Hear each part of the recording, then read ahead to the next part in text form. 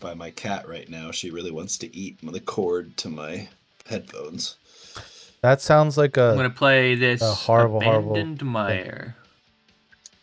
Get out of here, Noodle. I'm surprised mine isn't trying to climb up on my Actually, desk and put it on my lap. May I rescind this one's this the one. Abandoned Mire? I don't know what Abandoned Mire you're talking about. I'm pretty sure you just... Sakanuma, the Abandoned Mire. Listen, I'm pretty if the sure... Legendary land. If the world champion can do it takesy backsy, so can you. Oh! Hooray. Burn. Shots fired. Anyhow.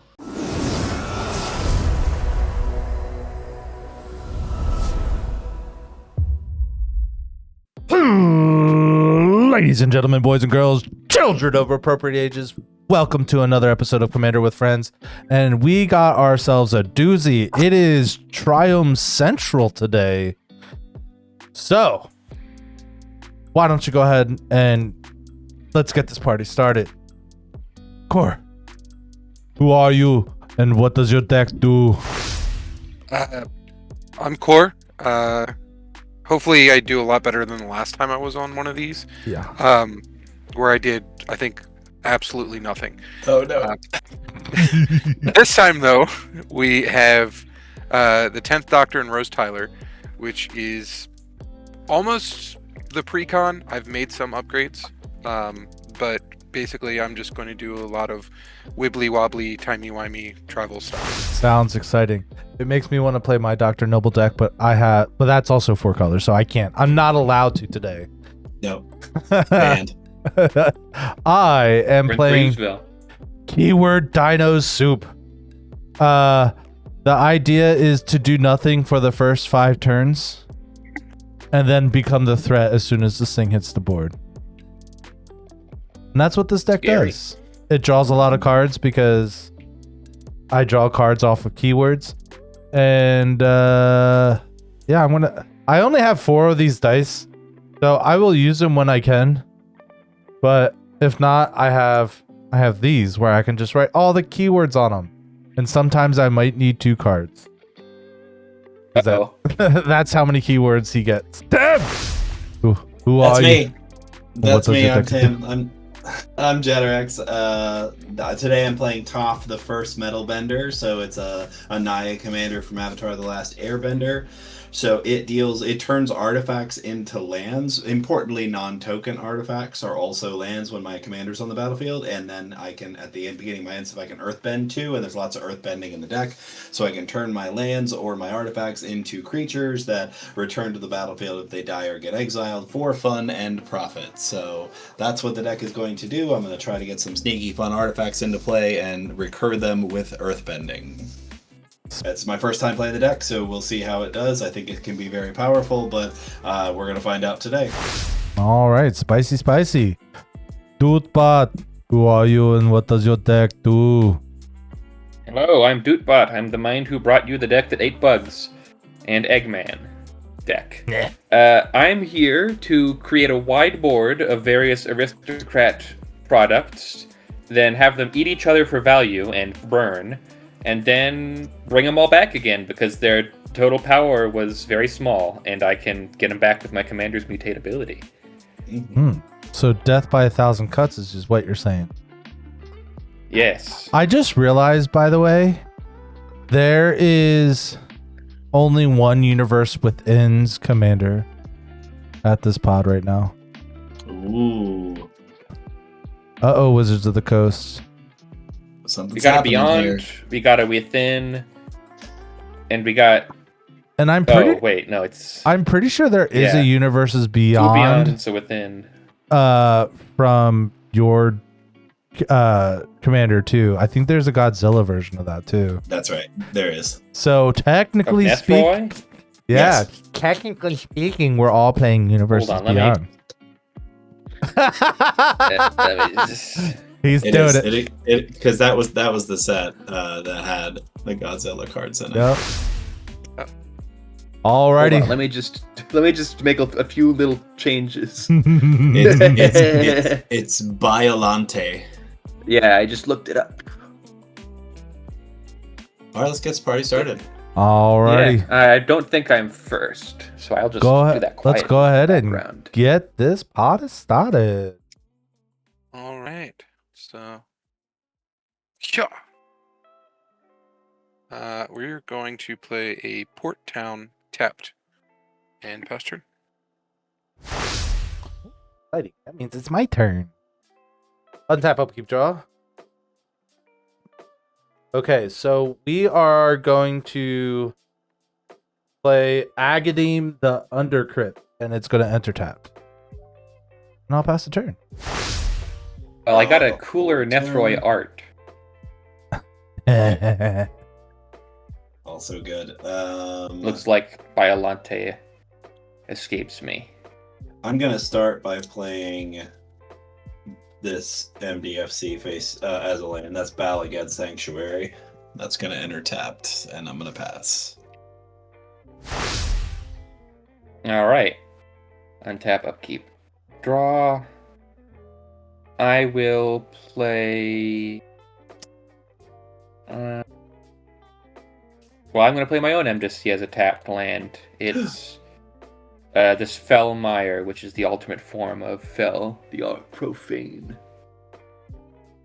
Pass. Clean, fair magic. Tap What lands. pot? Yeah, MDM. 3 MDFCs. What? Tapped. What pot am I in? This never Who needs happens. non-MDFCs? All right. Just run only non-land cards, and some of them are face down lands. Honestly, Yeah, I was maybe thinking about making a oops all spells deck. You know what? No, we're not gonna be super fair here. So I'm gonna play a Rogue's Passage. Tap 2. Here's Rose. Rose Tyler is a 2/2 legendary creature human. Gets +1/+1 for each time counter on her. And whenever she attacks, I put a time counter on her for each suspended card I own and each other permanent I control with a time counter. Excellent. And So this girl will become large, you are saying? I ain't gonna lie. When I was Very way probably. younger and more impressionable, totally had a crush on her. Just saying. yeah. What's going on, party people?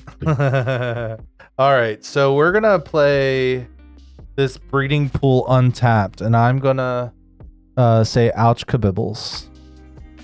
And then we're gonna play black and a green for our good friend Winding Constrictor. So Winding Constrictor is a 2/3, and if one or more creatures would be put onto an if one or more creatures would put on an artifact or creature. Oh, sorry. Oh my god, I am so blind. Basically, if it would put one or more counters, it puts that many +1 instead. And then If you or a creature you control would get counters, you get an extra one. yeah. Sorry, I had a mental stroke for just a minute. We're good now. All right, Tim. The result of this is that Indominus Rex will become double cardy.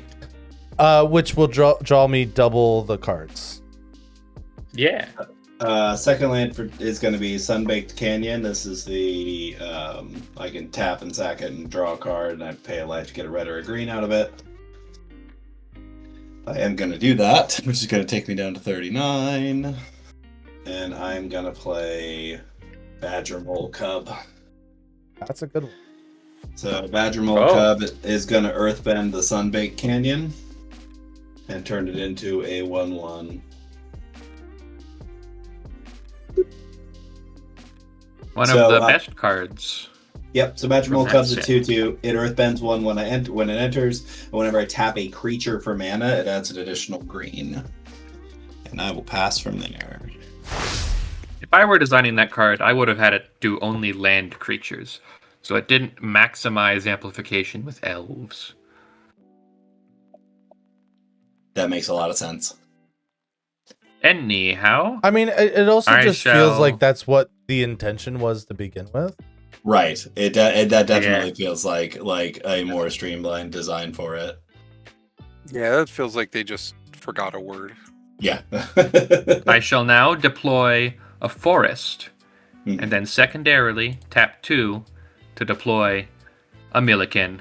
This is a tiny 0/1 construct that I can tap to mill a card and add a colorless mana. Everyone's ramping. I want things in except- my graveyard. Oh, I guess 4 is not ramping. I want things But in we're my all doing graveyard, stuff. so We're all doing stuff. Everyone played a 2-drop. That's right. Yeah. this will hopefully get things in my graveyard. Passing the turn. So I'm gonna play an irrigated farmland tapped. What's that cheaty face And- doing? You know who's not going to see it? The YouTube audience. Aw. I thought I could make one appear after the cut. Okay, from the top. I'm sorry. From the top. I'm gonna move to combat Mhm. and Mr. Bot, I will attack you for 2. There's a trigger, but does nothing. So just 2, and it is commander damage. Alright. I think I have no choice but to take the commander damage because I want to cast a 4-mana spell on the Unreal. following turn. Unreal. Alright, let me just... Yes. Hold on. Nope, wait. I'm going to take this damage correct eventually. There we are. It says you're at 40 still.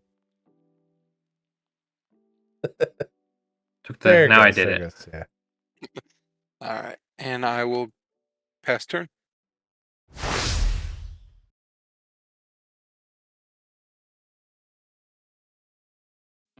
Oh, that means it's my turn. Right.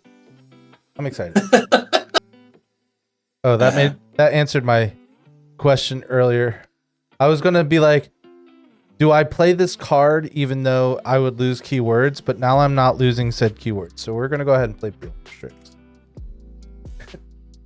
Hey, bird. Bird up. I'm gonna go ahead and draw a card and pass the turn. That has flying and death touch, It which sure is a headache for combat-based does. decks. I block. Lucky I get to ignore it.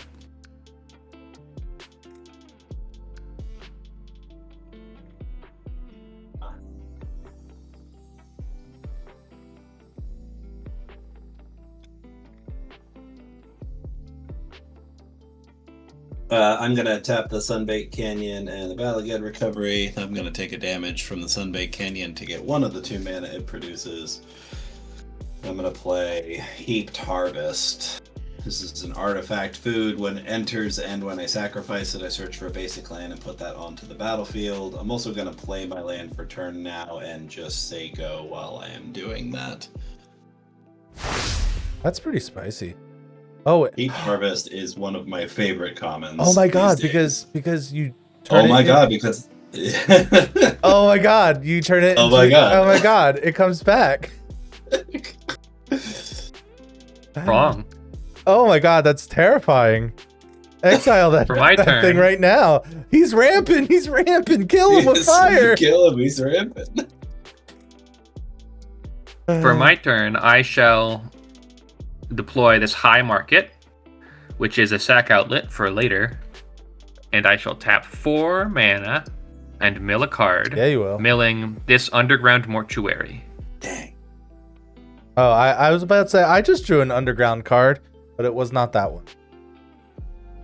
And even though I can do this at instant speed, Do it now. I think I'm going to do it now. It's Collected Company. It's the Coco. It's time for me to just have a quick look-see, quick gander. And I want some Yes, chocolate milk now. You're welcome. Quick, just a nice quick cocoa. I don't know why.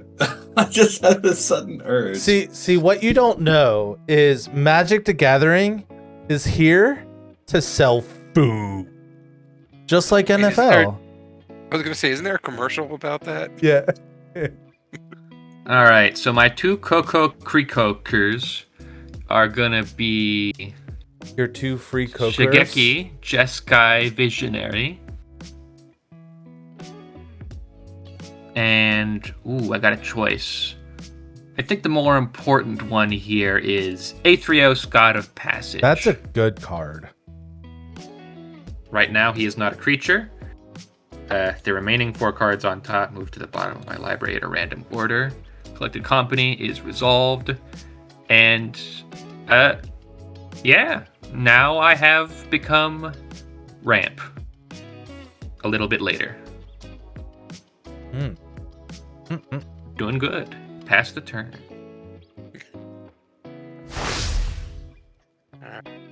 Apparently, I can't find any of my ramp. I will draw. Ramp? What is that? Who needs it? On turn 5, you guys are I cooked. should mention that Shigeki Jeskai Visionary lets me get lands out of the top cards of my library and return stuff after I discard it. And Aethrios lets me return stuff when it dies. So, some good chums here. Let me get my dice. I'm going to need them here in a second. Oh no. I will tap 3 and I will play a rotating fireplace. This Neat. whole box is complete. Ooh. Yeah, it's off here to my left.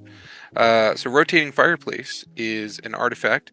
Enters the battlefield tapped with a time counter on it. Nice. I can tap it to add a number of colorless mana equal to the number of time counters on it.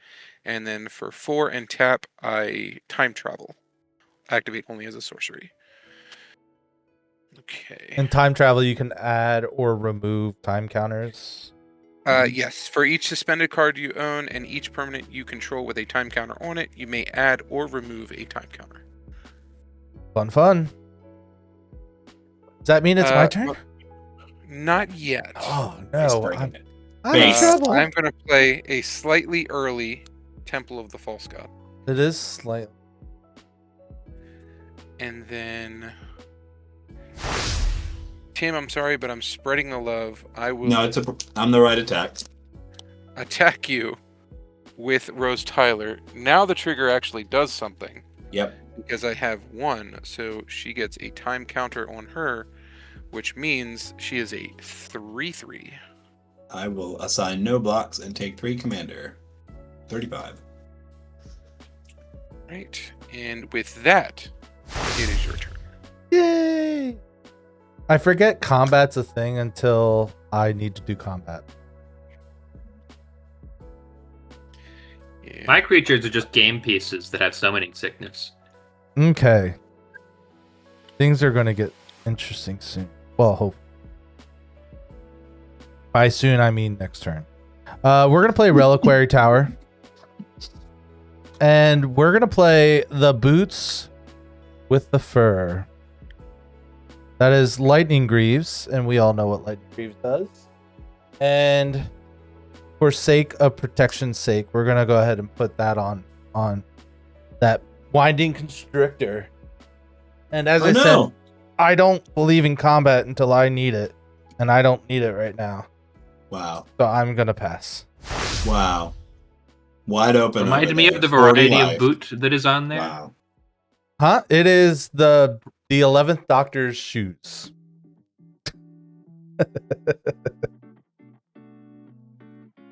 Swiftfoot boots. Nah, this is Lightning Lightning Greaves. Greaves. Of Lightning Greaves. Oops. Yeah. That was Lightning Greaves. Okay, our land per turn is going to be overgrown farmland.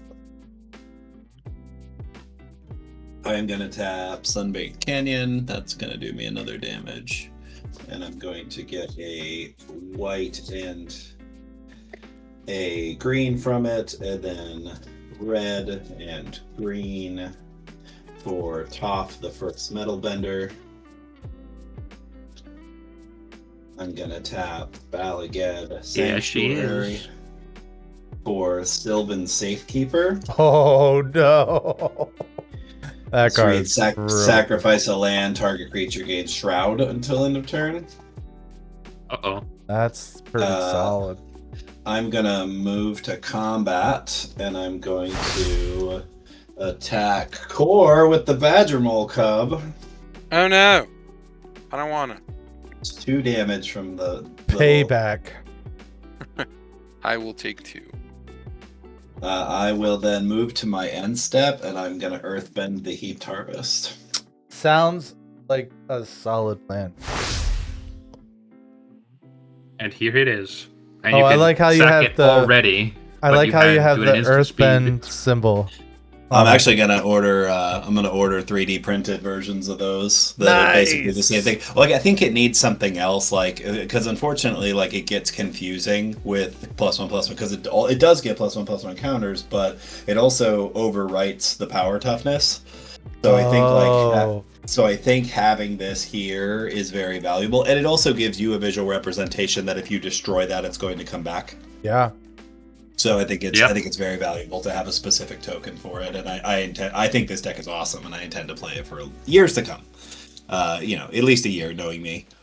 Yeah, I was about to say it'll last about a year. About a year, knowing me. Go ahead. Untap, upkeep. Draw.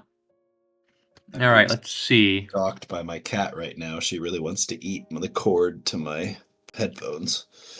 That sounds like I'm going to play this a horrible Abandoned Mire. Get out of here, Noodle. I'm surprised mine isn't trying to climb up on my Actually, desk and get on my lap. May I this rescind one's this in the way. Abandoned Mire? I don't know what abandoned mire you're talking about. I'm pretty sure you just. Takanuma, the Abandoned Mire. Listen, I'm pretty The sure- legendary land. If the world champion can do it, takesy backsy, so can you. Oh, Hooray. Burn. shots fired. Anyhow, I'm tapping this Milliken and this green, milling a card. It's Harold and Bob. Into the graveyard they go. Then I'm tapping Shigeki with that mana, returning Shigeki to my hand, and looking at the top 4, revealing the top 4. This technically isn't a land, it's on its main side. A sorcery, so it can't get it, so I gotta return this forest to my hand. Doesn't Shigeki put him in play? Onto the battlefield tapped. Hell yeah. Cool. That's real. I rad was right returning the mire because I thought it wouldn't count. But it's cool like that. Anyhow. And the rest go into my graveyard. This graveyard's stacked, people. Yes, I have some creatures in there. There are I have some- Aftermath Analyst, Elias Core, Sadistic Pilgrim, and Harold and Bob.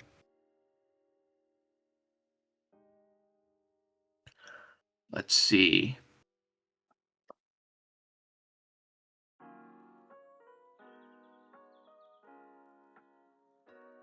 I think because they don't have the green currently to get Shigeki out immediately, How could you? I will instead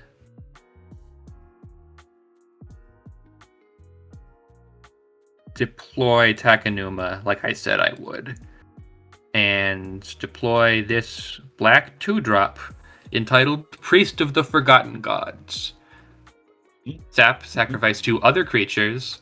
You all lose 2 life and sacrifice a creature. I add 2 black mana and draw a card. I don't have enough creatures to fuel it currently, but it's a scary trigger. Yeah, that card does so much when it's running. I don't think it's going to be very much longer before it starts running. I will I'm untap. currently starved for white mana, so who knows? Should have been. No, that's right. I can math. I will draw. Okay. So I will move that over there. 1, 2, 3, and 4. I will play a card with a person from one of what I consider one of the scarier Doctor Who episodes, Sally Sparrow. One of my favorite episodes. Like, it's And such a good episode. And such a good card. Yeah, on top of let's it, talk right. about how good this card is. So she is a 2/3 human detective. Of course, she is legendary. And I may cast creature cards or creature spells as though they had flash. And whenever one or more other creatures I control leave the battlefield, investigate. But that only triggers once each turn. And investigating, of course, is creating a clue token, which we'll get to if I make one.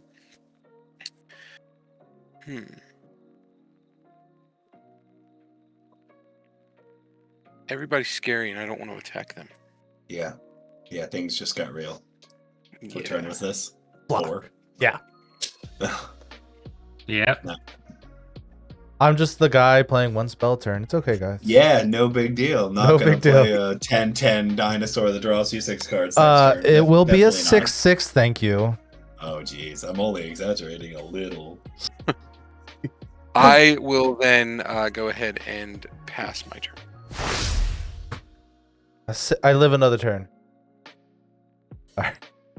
We're going to go ahead and draw a card. All right. Well, it's only because there's a keyword on that Baleful Strix that I really don't like. Yeah. Oh, you mean Death Touch? Yeah. Flying. Interesting. Flying. It's definitely the flying. All right. I'm casting Indominus Rex Alpha. Does anyone have... Who would have guessed? I have 5 mana. Who would have saw that coming? Any responses? No. I would be sad in response, but then that would resolve before the Indominus Rex. It's true. And I really wanted to happen after. For sure. All right, so we're gonna go ahead and discard these 2 cards, Questing Beast and whatever this god's called, Kefnet. So it will have In response to the enters trigger, I'd be sad. yes. Okay. That's right. Yes. So this is as it enters, and then it gets to counter when it enters. So it's gonna have 2 flying, 2 indestructible, 2 vigilance, 2 death touch, and 2 haste counters on it. So I'm gonna go ahead and draw 10 cards. I hope everyone's okay with that. I'm not, but I mean, the game says I'm you not, have to. But yeah, What? we don't really. 2, 6, 7, 8, 9, and 10. Honestly, like, not amazing. It's At least there's a discard. no. Oh, wait a minute. it's better. Okay, so I don't have enough. It does have haste, so do I need to give it Shroud? I'm going to go ahead and give it Shroud. I'm going to see now combat matters to me. Oh, now it matters. Now it matters. Yeah. Now he remembers it's a thing. All right. We got flying, indestructible. We got vigilance, death touch, and haste. Vigi, death touch, and haste. It's creatures like that that make me question my decision not to run Grave Pact. Yeah, you should run Grave Pact. Yeah, you probably 100%. No, it locks out games. You should run Grave Pact You for should. a situation such as this. And if you want to be not abusive with it, just only play it when you need it as a response. Okay. So we're gonna go and who? I don't know, Tim. You're looking kind of scary over there. I'm gonna send this bad boy at you. That makes sense. So 6. I'll just have to go find a Soul Shatter. Then I'll just cast it again. I would be happy to. It's okay. It still slows you. It kind of slows you down. It's the only option, right? It's the You have only to try. option. Are you done? After that, I am. And guess what? I don't have to discard the hand size. On your end step, I'm going to cast Crop Rotation, sacrificing the Heap Harvest. So to shortcut, I'm going to search all 3 things out at once. When Heap Harvest gets sacrificed and when it enters, I get a basic. Crop Rotate can search for any land. Mm-hmm. So I'm going to search for 2 basics and 1 land of any type. And at the end of Holy it, moly. Heap's Harvest is going to be back on the field. Gross. That's gross. Oh gosh.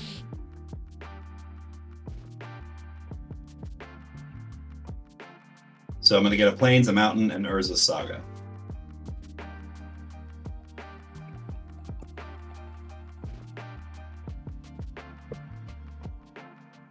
My goal is to deck myself this game. Oh wait, I have 5 dice. This is perfect.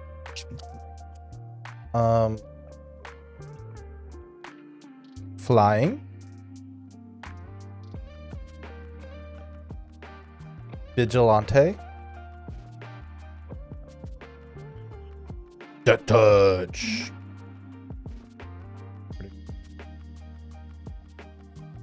Oh wait, that's menace. The touch. It's not. I was gonna say, if it's not just some version of the death touch symbol from Arena, I was going to be upset. Flying.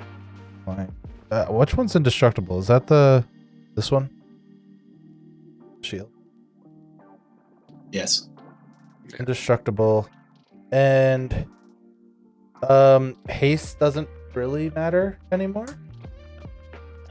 Okay, I'm gonna play Boros Garrison and return Balagad Sanctuary to my hand. Gross. Is that a Good to Urza have bound Saga I plans. see?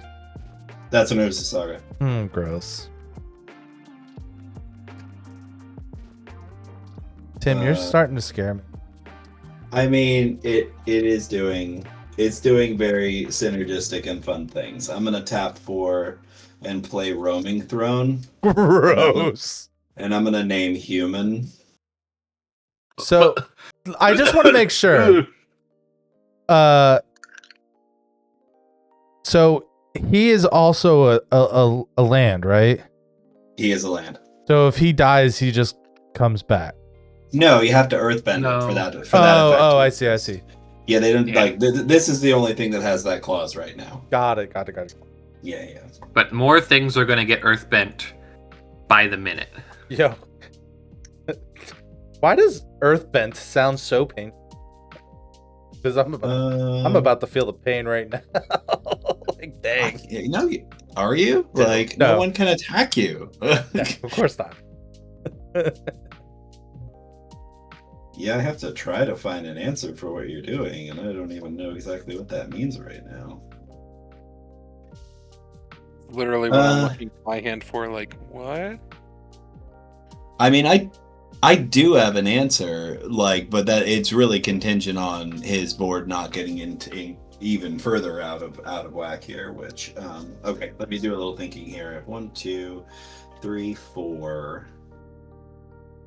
If I got both of those, I would have more. But does that matter? This blind I don't eye think- represents the haste. I don't think I'm trying to put pressure on right now. I don't think it matters.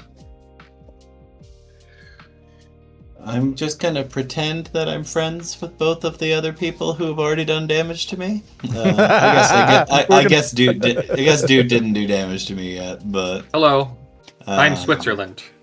Yeah, are you though? Like you're amassing Kinda. arms over there. I don't know how neutral you really are. But That's fine. Oh my god! Oh, the cat's back. She's got this evil look in her eyes. Get out of here, Noodle.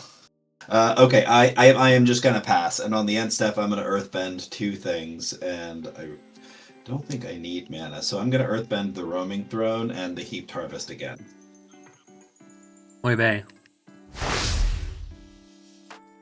Okay. And then you're going. go ahead. Untap, upkeep, Don't. draw.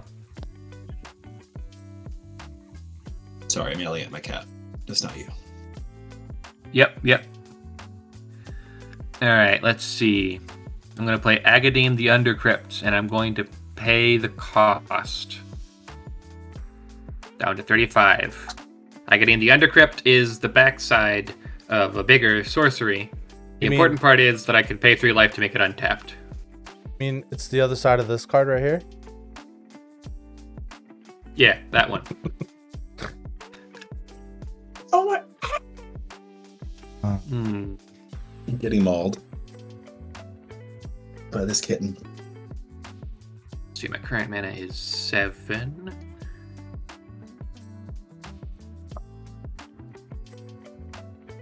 First things first, add a colorless and mill a card.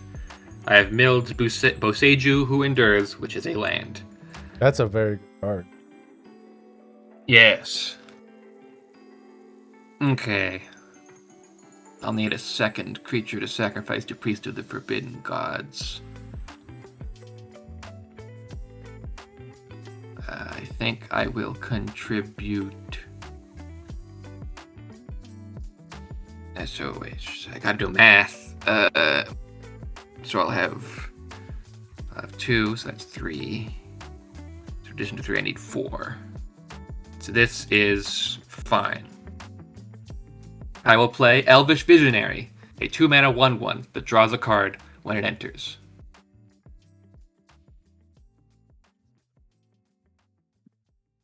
I assume that's fine. Yeah, you got it. Next, I will tap Priest of the Forbidden Gods and sacrifice both Millikan and Elvish Visionary. Before its ability goes on the stack, Aethrio sees them dying, and I have to do some talking. Hey, zombie, do you want to take 3 damage and have this go to graveyard, or just put it back in my hand? Which kind of a one win-win for specifically? me. Oh, I should say the top one, Millikan.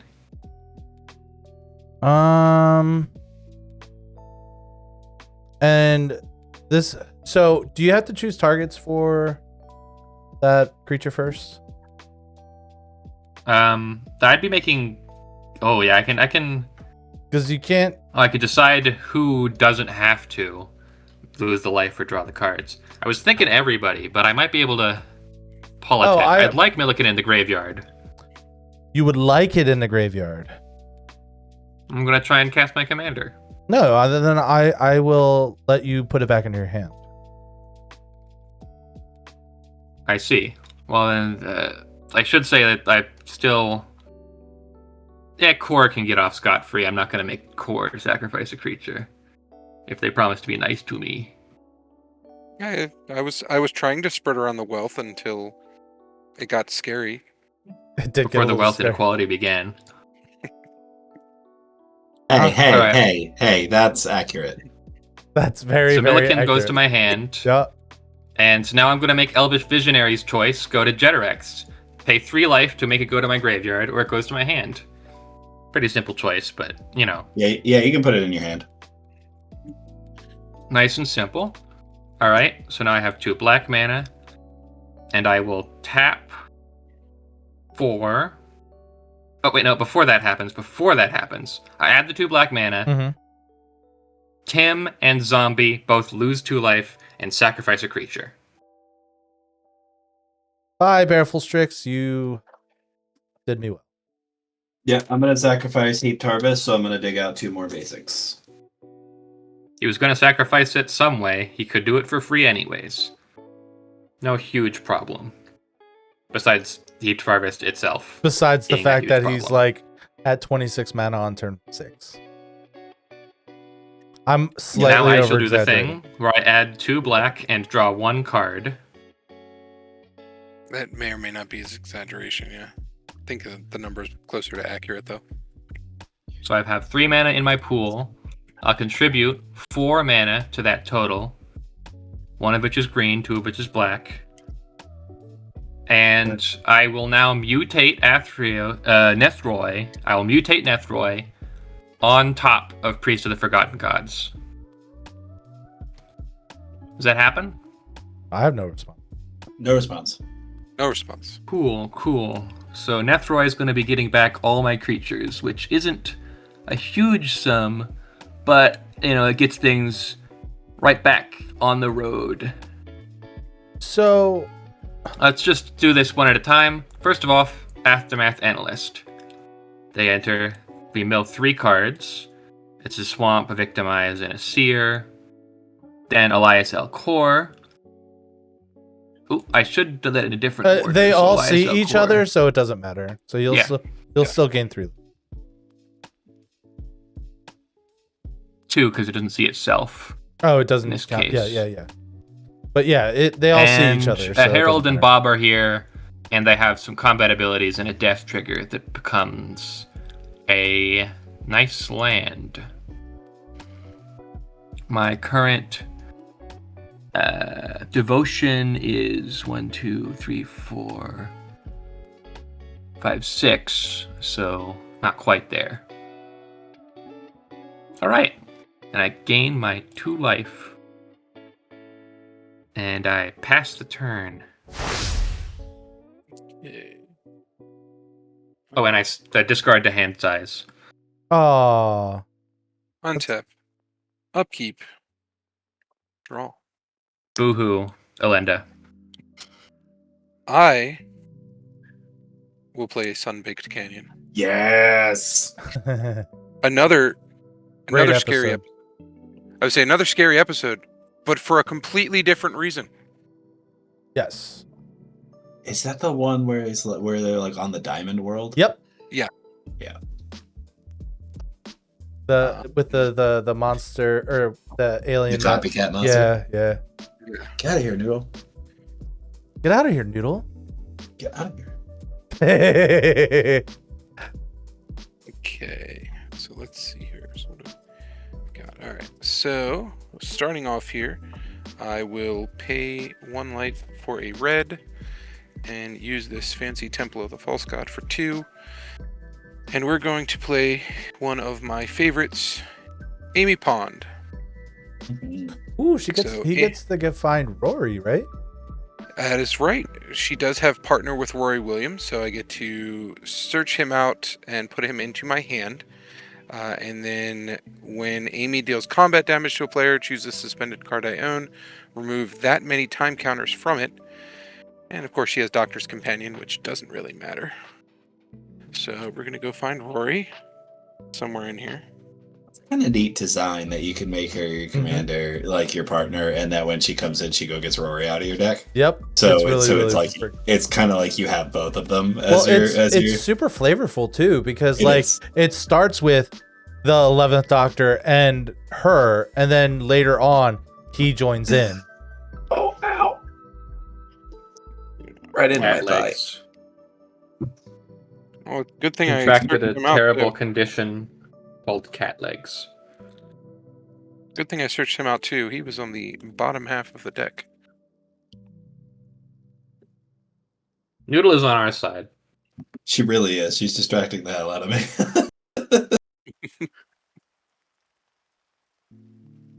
I feel like I'm fighting a war on 2 fronts here. Oh, it's about to be 6 fronts.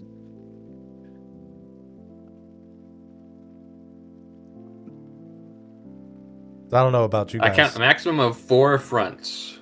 I woke up and chose violence today, and you're gonna see why in just a. Oh my god, Noodle. 1, Jump. 2, and 3 to suspend Inspiring Refrain, Yay! the Ood. So suspends with 3 time counters on it, and we'll go over what that does when I actually cast it, because that may or may not happen. If I'm not mistaken, it's draw 3 cards and then it resuspends, right? Draw 2 cards. and 2 then it cards. Oh.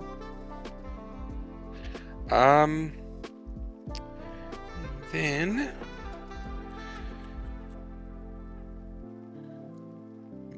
that is a big thing. What? And No. It will not get big enough because, death touch indestructible.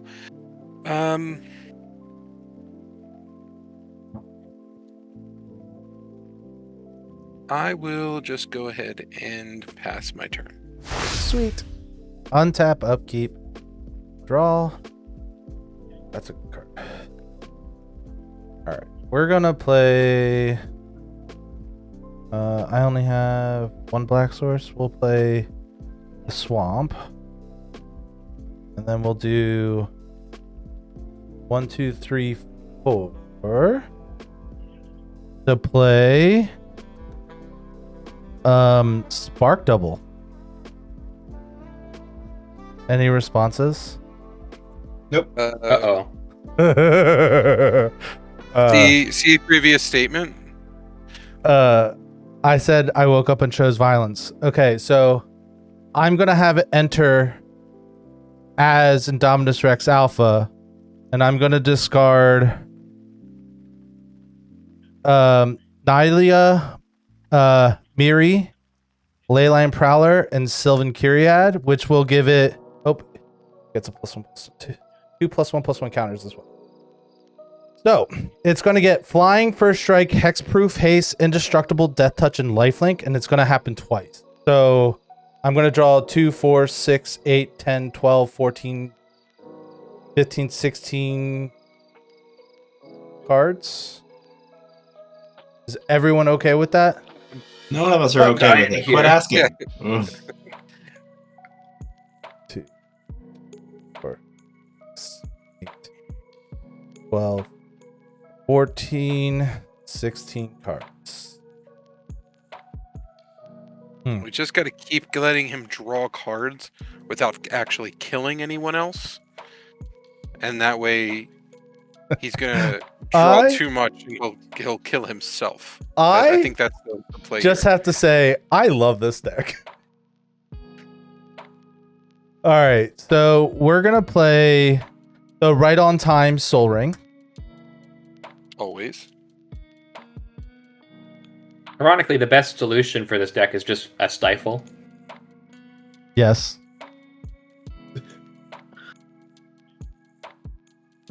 I have some choices.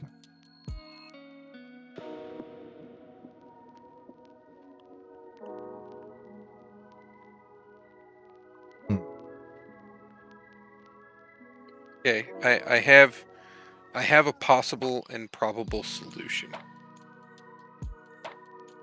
The downside is it involves someone blocking but not killing Rose. Who can do this? Let's see. How many counters are on Rose currently? Currently 1. On attack, it would go up to 3. So I got a 5/5. Our creatures are very round in nature. You said block and not kill. Yes. Oh right, yeah. You could do that with a thing where it kills the thing, but Rose doesn't get killed. Yes. So a chump. Who are you calling a Well, chump? Tim has a 2/2 that's really cool and fun. Okay. Yeah. I'm gonna Suppose go. you can come to me for that, but I'm the right man. I'm gonna go to combat. And I'll just say combat didn't matter. I mean, it does when I have 2 very, very scary creatures. I get it. Yeah. I will send the 8/8 at Dopebot. And I will send the 6/6 version at 10. The 8/8 doesn't currently have trample. It does not. It has first strike, death touch, lifelink, indestructible, hexproof, and flying. Flying. I'll put my Vigilance, Reach, Bob, and Herald in front of it. Sounds good to me. When they die, to first strike damage,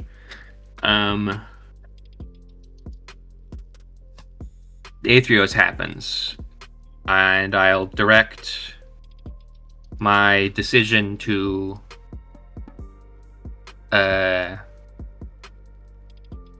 don't want to tax Core 3 for the privilege of making a comeback as a creature. Zombie, do you want to bring it to my hand? All right, I have a question for our good friend, the judge here. With Asperio's trigger, if it goes to its hand, does it get the die trigger? I don't think so. I don't believe so. I need to double check the wording on Athreos. It is a dice trigger. Oh, Athreos's ability is a dice trigger. Oh, I see. So it would die, and then I would have the choice. I see. Yep. Okay. It can just go to your hand. All right. Standard procedure. And then Go on then. what's I received no damage, but you get a lot of lifelink. what is the toughness on? What's the highest toughness on everyone's board? My highest 3. toughness is a 5/5, but it's tapped. Yeah, mine is also 3. All right. I'm gonna go ahead and Toxic Deluge for 5. Brutal. Okay, good thing that my Aetherios gets to live. No, it doesn't. Uh, You said your highest toughness was 5. Not a creature. Oh, your Aether. It's not I'm sorry. I was thinking your commander. Nethroi. I'm going to be directing 3 Aetherios questions. No, wait a second, because they split up. It's Yeah, but it's one creature when it dies. So the whole thing just goes to the graveyard, and you get to ask about the one. Which is the top one, which is my commander. Correct. So I don't think I have a great way to get it out of my graveyard. So I guess it's going. Excuse me. My commander's going to the command zone. Oh. I mean, I do get to go first. I'm gonna sacrifice. Sorry. I'm gonna sacrifice my sun-based canyon to draw a card, and then it'll come back as a land. That's really it. I just want to get it out there. I'll say no responses. Nothing here. All right. Okay, then now we go to resolving the death triggers. Yep. Nethroi goes to the command zone. Priest of the Forgotten Gods just dies. Elias Elcor and Aftermath Analyst. I'm going to send the questions at you, zombie. Graveyard or hand? They can go to your hand. I feel like Athreos is kind of a nombo because, like, I feel like your creatures do better in the graveyard than they do in your hand. Discard to hand size, and they're cheap, so I could just play them. That's also true. Behold the turn I'm going to take. My Winding Constrictor is dead as well. So, shabam. Quick, someone give the Indominus Rex -1/-1. Well, I am proceeding to my end step, so you have until now. Okay, go ahead, Tim. I got none. I love having a hand this thick. It's more fun when your hand is thicker than your deck. I'm working on it. Gross. All right. Drawing my I card have for a tail turn. simulation of that.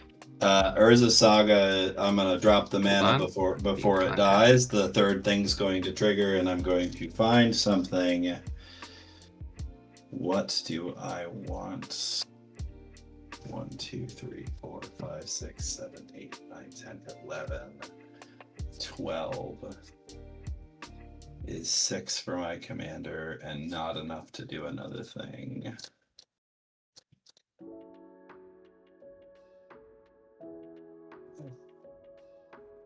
Is it enough if I get Soul Ring?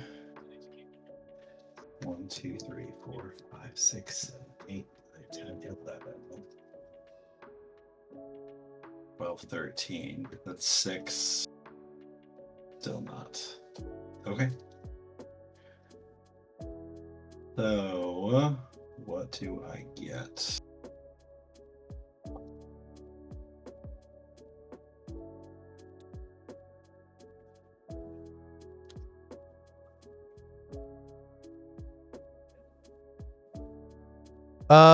Question. How big was your creature that blocked my Spark Double? A 3/3. Would my Spark Double die then? First strike. Oh, first strike, right. Yeah. Thank you. But would it have died then? No, indestructible. But it would. So I wasn't sure how that worked with like damage that's on it and then giving it minus for the rest. The damage couldn't kill it because even if you had given it -7/-7 because it's an 8/8, right? Yeah. Yeah, so even if you had given it -7/-7 and it had 3 damage marked on it, damage wouldn't kill it because it's indestructible. So speaking it doesn't of, matter have you which seen- order it happened in? Right. Because like if the minus was after, wouldn't the minus be the one that's killing it? No, Marked because damage can't kill indestructible creatures. exactly. So if it's one of the downsides to Arena and the way that the UI shows everything, the toughness does not actually decrease when damage is marked on it. One way that you can really look at it is imagine the damage is being put on it kind of like Pokemon where it's damage counters. Right. And then at the end of the turn, the damage counters come off. Damage counters on it, and if you look at it that way, damage counters can never cause that creature to die. It doesn't matter if you have a 1/1 with 20 damage marked on it, or you have a creature that's a 20/20 with 1 damage from a death touch creature marked on it. Okay. The damage will never cause it to die because of the indestructible. Well, yeah, I wasn't Now- sure how that worked because, like, technically it's the state bait action of it having 0 toughness, and I wasn't sure if, like, taking the 3 damage, then lowering it would cause it to not have enough. Because it's tough. Even with the 3 damage marked on it, its toughness is still 8. Got It it. just has 3 damage marked. Yeah, so its toughness never drops to 0. I see.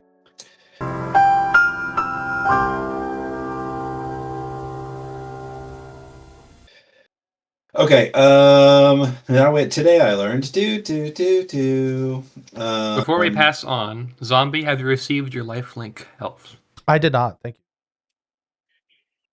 Come on, more why you gotta you be know. like that? why you gotta give him that?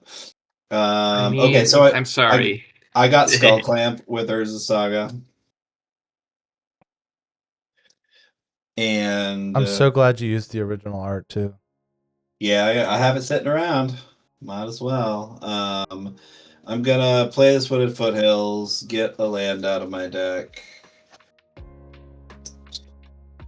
I love how the original designers were like, "Oh, we're gonna give it -1 because that's a drawback."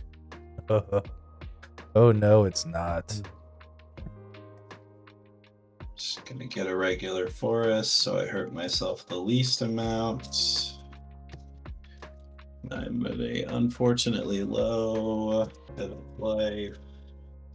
And Zombie, I know you won't put it in, but after that little aside we just had right there, that's where you just do the more you know. Oh, I will.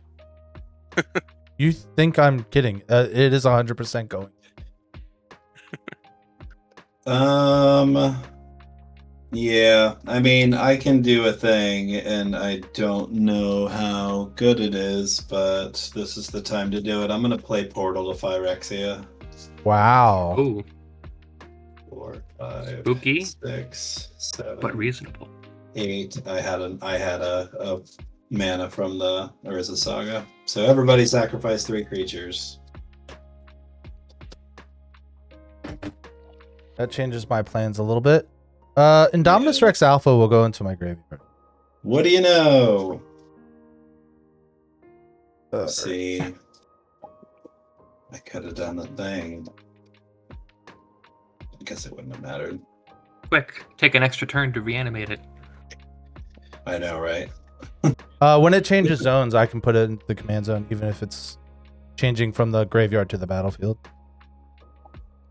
Fair.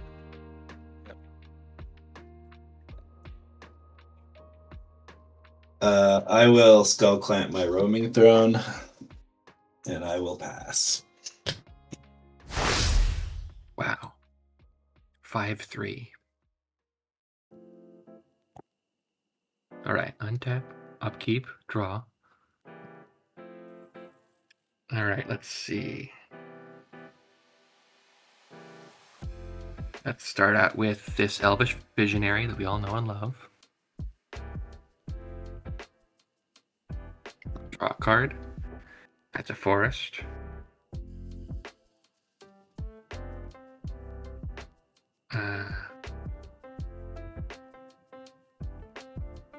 Let's play this Aftermath Analyst.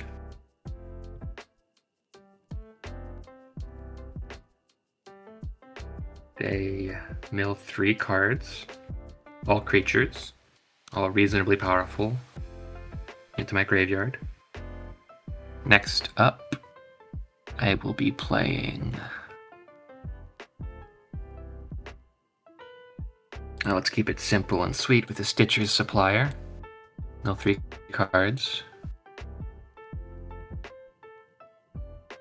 And finally, Shigeki is back.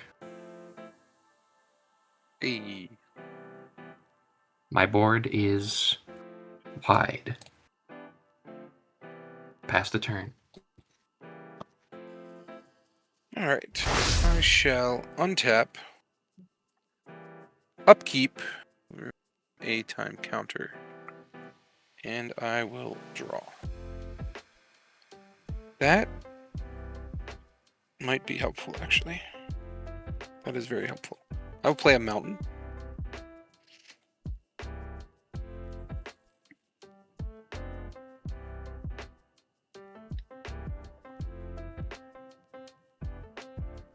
So blue, red, and 2.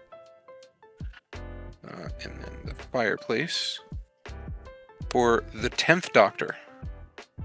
3/5 Time Lord Doctor with one of the best named abilities in all of Magic.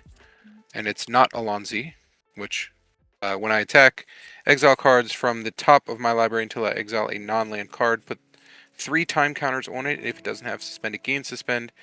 Best named one is Timey Wimey, where I pay 7 and time travel 3 times. And then we are also going to tap for a white and a blue. Lose a life there. I will play Rory Williams, and Rory gets suspended because of his ability, which is the Last Centurion. So if it's cast anywhere from anywhere other than exile, I exile it with 3 time counters on it. It gains suspend, and then I investigate.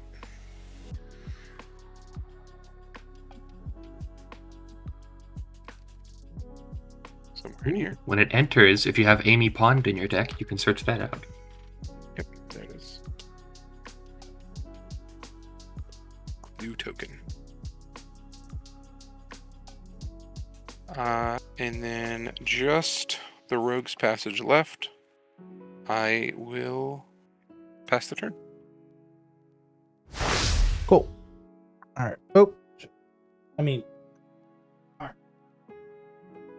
One of those are not a curse word. Untap, upkeep.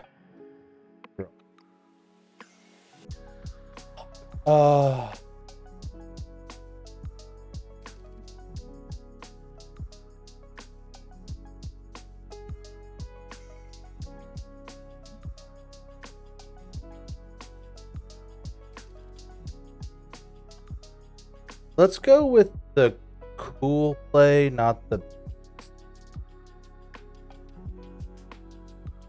We're gonna tap 4 here for Gwenalindra.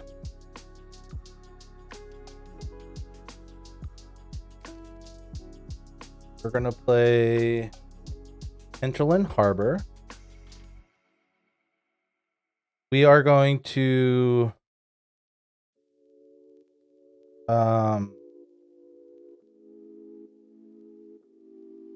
cast Victimize, targeting Dominus Rex Alpha and Winding Constrictor. Any responses? Here we go again. I have none. That's exactly Okay. what I was thinking. All right, so this is going to die and come back with a -1/-1 counter on it.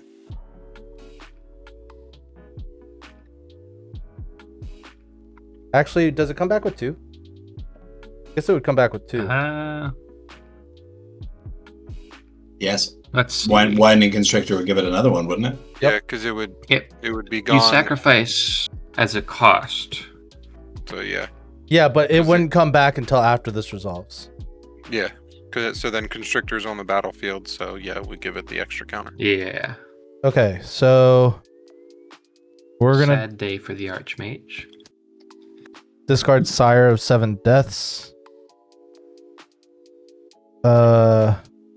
Glissa, and I tapped my mana wrong. Do you mind if I change that, or?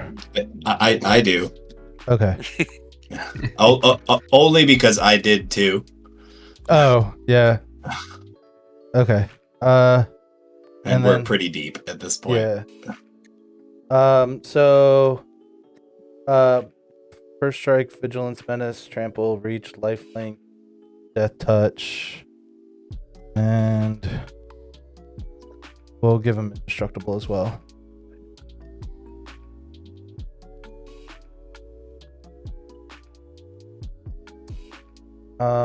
So I will write that on a card here in just a moment. I'm gonna draw 1, 2, 3, 4, 5, 6, 7, 8, 16 cards. So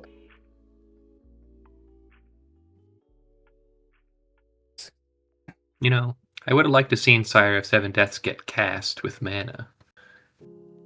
well, it's about to be on Tim's battlefield. Fair. Already played my land.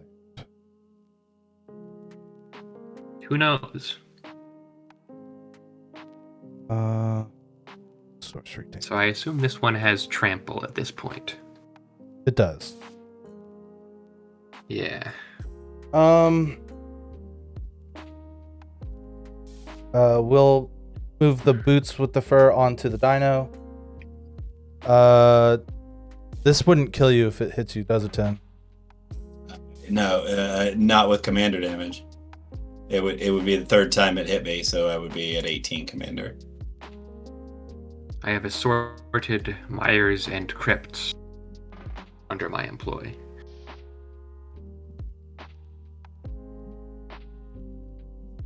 I'm going to...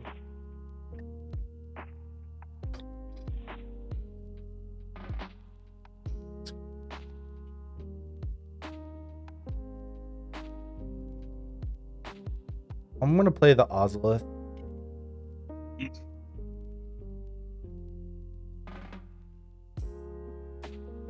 Oh yeah, that's one of the cards that didn't make the cut for this list, but I think it's really cool in this deck. Yeah, oh, I can imagine, yeah. It's super cool in this deck. Very.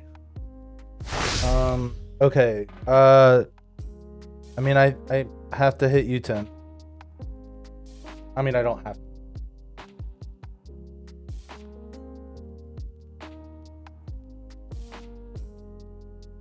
$13, 18 commander damage from the Indominus. Then I'm done, so I'm just writing my keywords here.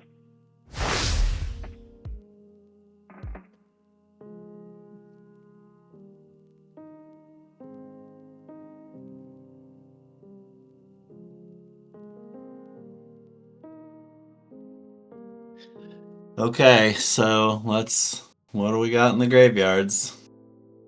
I have Sally Sparrow and Amy Pond. I have a Spark Double, I have a Glendalendra, Yeah. Sylvan Kyriad, Leyline Prowler, Beery, Sire of the Seven Deaths, Stonehoof Chieftain, and Glissa Sunseeker, or Sunslayer, and Questing Beast, and Kismet. I have a lot of creatures. I have a wide selection as Tell- well. My tell- most tantalizing uh, feature. Tell me what Kefnet does. He can't attack unless you have 7 or more cards in hand, and then you can pay for Can't it. attack? Can't attack or block unless you have 7 Thank or you. more cards. Yep, Unless you have 7 or more cards in your hand? I do. Yes. No, I'm asking you to read the card. Yeah. No. Unless the person who controls it has 7 or more cards in hand. Yeah. Yes, Kefnet cannot attack or block unless you have 7 or more cards in hand. All right. And then you can pay 4 to draw a card, and then return a land to its owner's hand. But that requires... In my graveyard, I have Elenda, the Dusk Rose, which is a lifelinker that grows on any creature death, and then a wide variety of smaller creatures Yeah, I that are think less interesting. they are. I think Sire of the Seven Deaths is Yeah. the choice.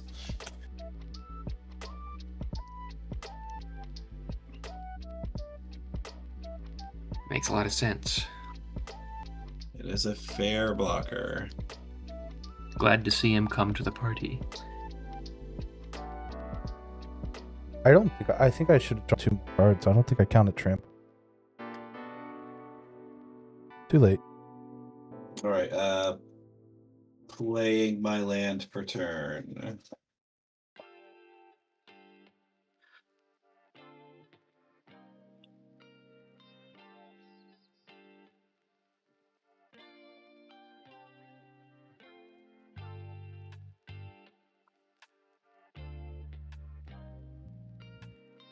Two, three, 4, 5, 6 to replay my commander.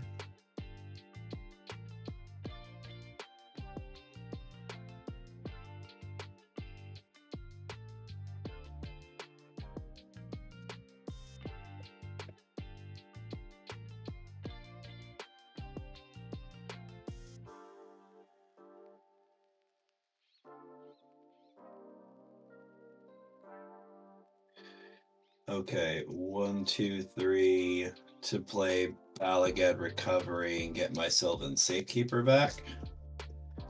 And then I'm gonna cast it.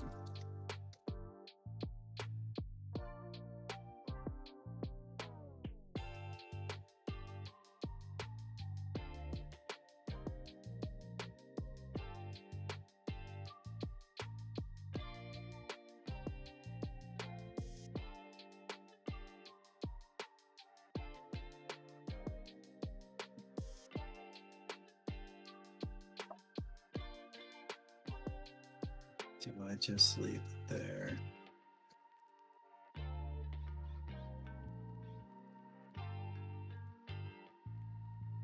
Yep, I'm gonna move directly to end step. Toph is gonna trigger twice because Roaming Throne is out. I'm going to think very hard about this choice before I move quickly. I know one of them's Portal.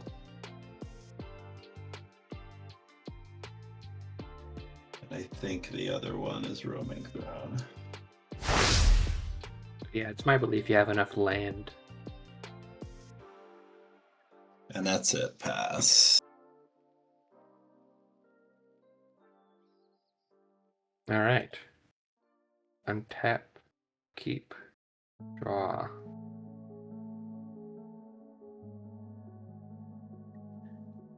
All right. Play a land for turn. Let's pop out a Carrion Feeder, which can't block but can sacrifice creatures whenever to get bigger. I will be sacrificing Stitcher's Supplier before the death trigger goes on the stack. Him, I kind of want to do a little bit of funny milling. I'll hope that you allow this to go to the... No, hand is free. Hand is free. Forgetting hand is free. Oh, yeah, I do want it to go to hand. Tim, let this go to hand so I can replay it for 1 mana and then eat it again. Oh, you're giving me the Athreos trigger for yes, I'm not taking 3 damage ever again. So yes. Cool, so this goes to hand. I mill 3. There's what I wanted. Then I'm going to tap 1 to replace Stitch's Supplier, mill 3 more. And I think that's enough. I'll sacrifice it 1 more time. This time I'll propose the question to Zombie. You can go to your hand. 3 damage to put to graveyard or... It can go to your hand. Okay. Then the 3 mill goes through. Alright. Let's Tap 2 mana to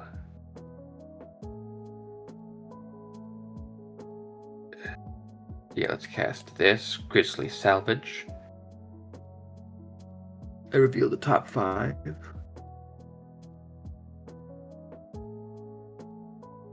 one creature or land from among them goes into my hand, and the rest go to my graveyard. So it's gotta be...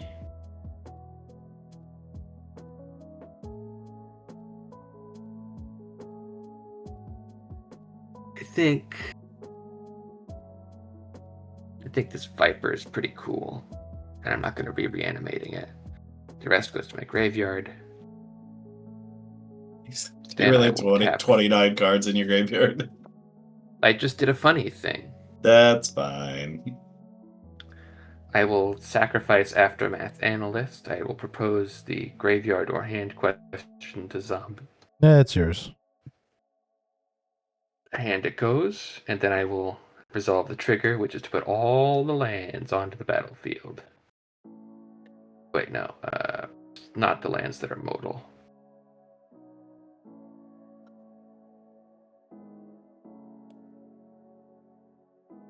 All these lands. And that will be that for my actions. While I get all these lands into play tapped, I pass the turn.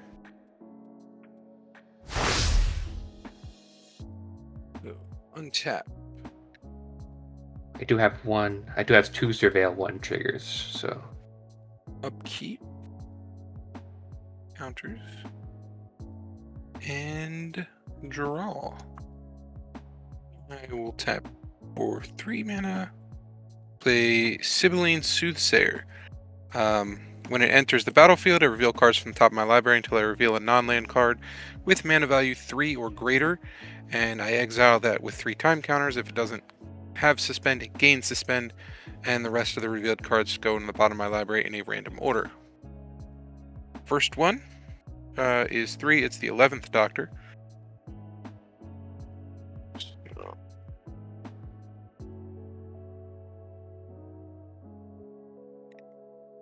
There.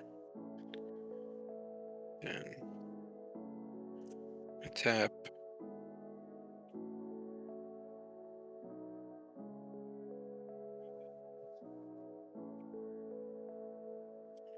Two, 3, 4, and this.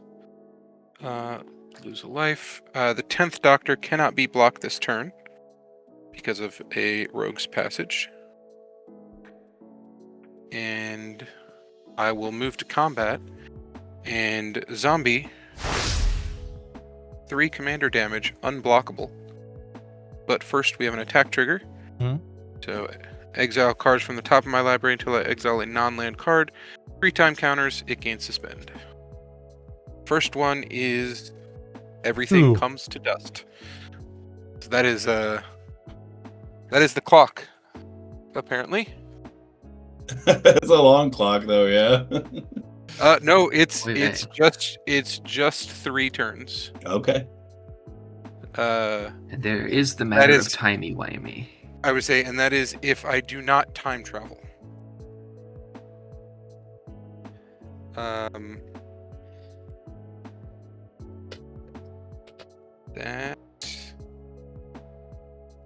That will be that.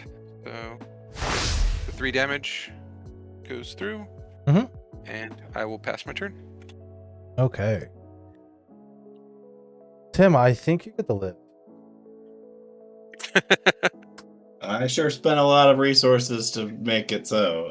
But I would also not be surprised if Well, it's not enough. this has menace, so you wouldn't be able to block it. I don't have to block it. Oh, well, don't say stuff. It's scary. I mean, you see, I have what I have on board, right? You see that I can sacrifice the portal for Phyrexian I see. and make everybody sacrifice 3 creatures. I see. I forgot about that. There are 2 reset buttons then.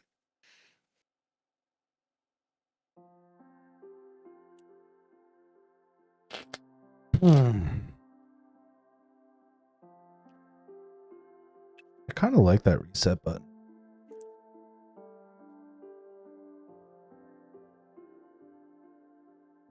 All right, I think I'm going to deck myself, but I'm just going to go. Uh-oh. I'm just going to go to combat, Tim.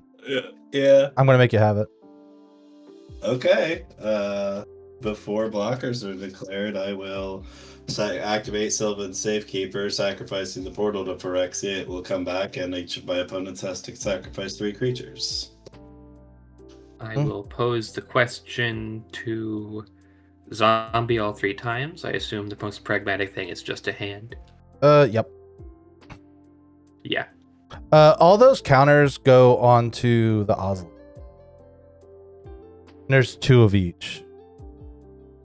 So second main phase. You were supposed to draw 18 cards, right? I didn't draw anything. I mean, like off. There are 18 counters on the Ozolith. I mean, There is.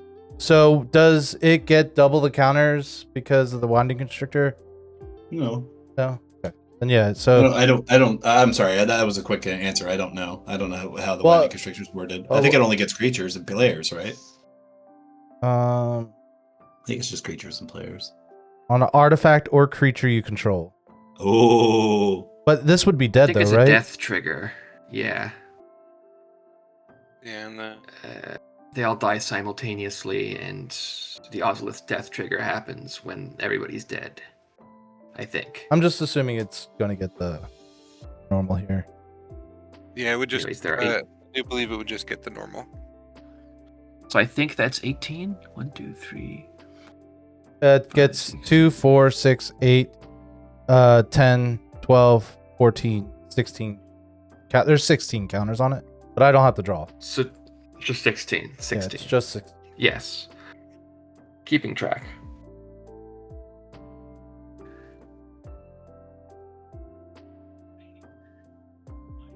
All right, we're gonna pay 1 black to reanimate my commander.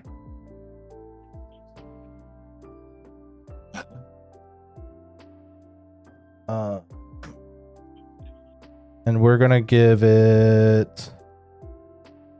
Oop, I don't think I have to get rid of that one. Flying, Death Touch, Haste, Vigilance, Trample.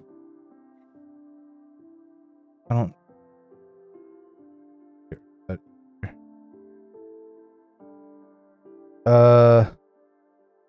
Trample and Haste, but I just want to discard it.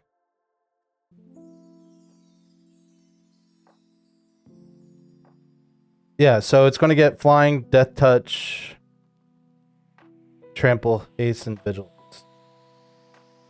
So, Flying, Death Touch, Trample, and Vigilance. Then these will be Haste. Well, Haste. So I'm going to draw 10 cards. Yeah. This is what they say green decks do in YouTube shorts. What's that? Have a hand that is big enough to require holding it like a cube. We're gonna animate dead the Foreign Clux, the counter one. Doubles my And a stuff, creature with more and then you don't get counters. creature with more keywords than mana value. It halves your opponent's Yeah, counters. sorry. Here's the end.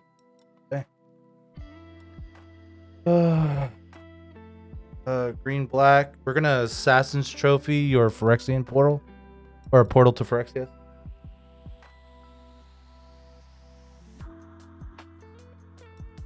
Removal. Yep.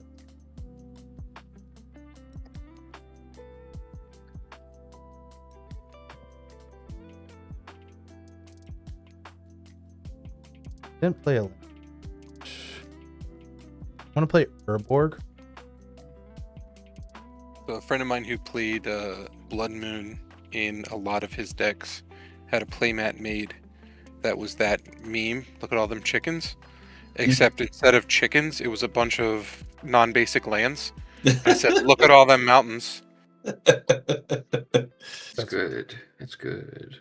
Okay. I then am going to cast Journey to Eternity on my commander. I wonder why. Because if it dies, it comes. Didn't you just say something about not liking things coming back from the graveyard? Yeah, I don't like it when his stuff. And then I will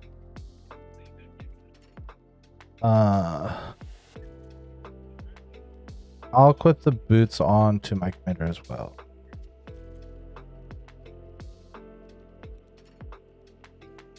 And then I can't attack again, so now I'm sad. I mean, you did deal with the problem, so now I have to cobble something else together, or now I'm just dead next turn. So, on your end step, I'm gonna sacrifice Roaming Throne to give something else Shroud, really just so I can get the cards from Skull Clamp. It's gonna come back and say human again.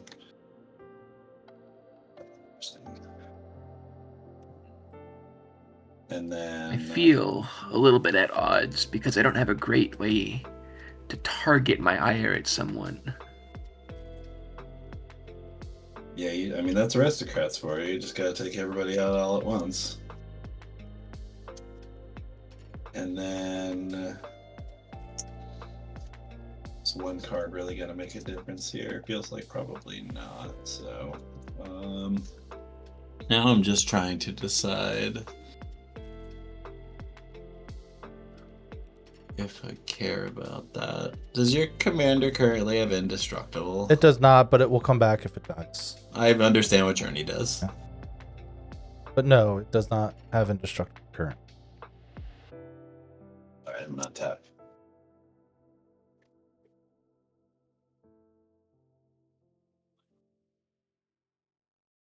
I love how we talked about not having a 2-hour game and we're sitting at an hour and a half right now.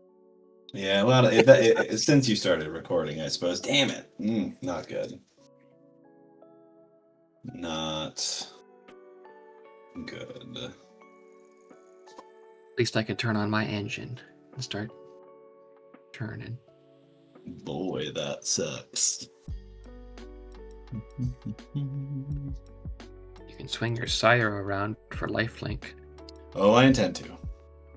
Yeah.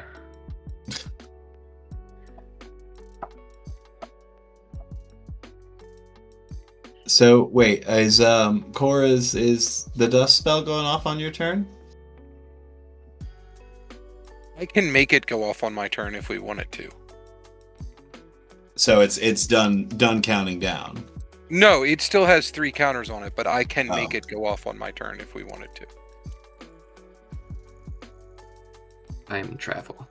Exile all creatures except those that share a creature type with something invoked. So that's very conditional. I'm definitely gonna lose some stuff in that. And that's a It can't be nothing's convoked, gonna so- convoke it, so it's going to be basically exile all creatures, exile all artifacts, and exile all enchantments. Oh, Athreos dies.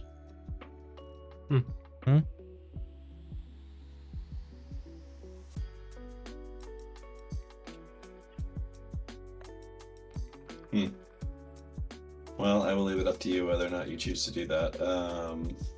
I mean, we can talk about it when we get there. I'll play by land for turn. That's a command tower.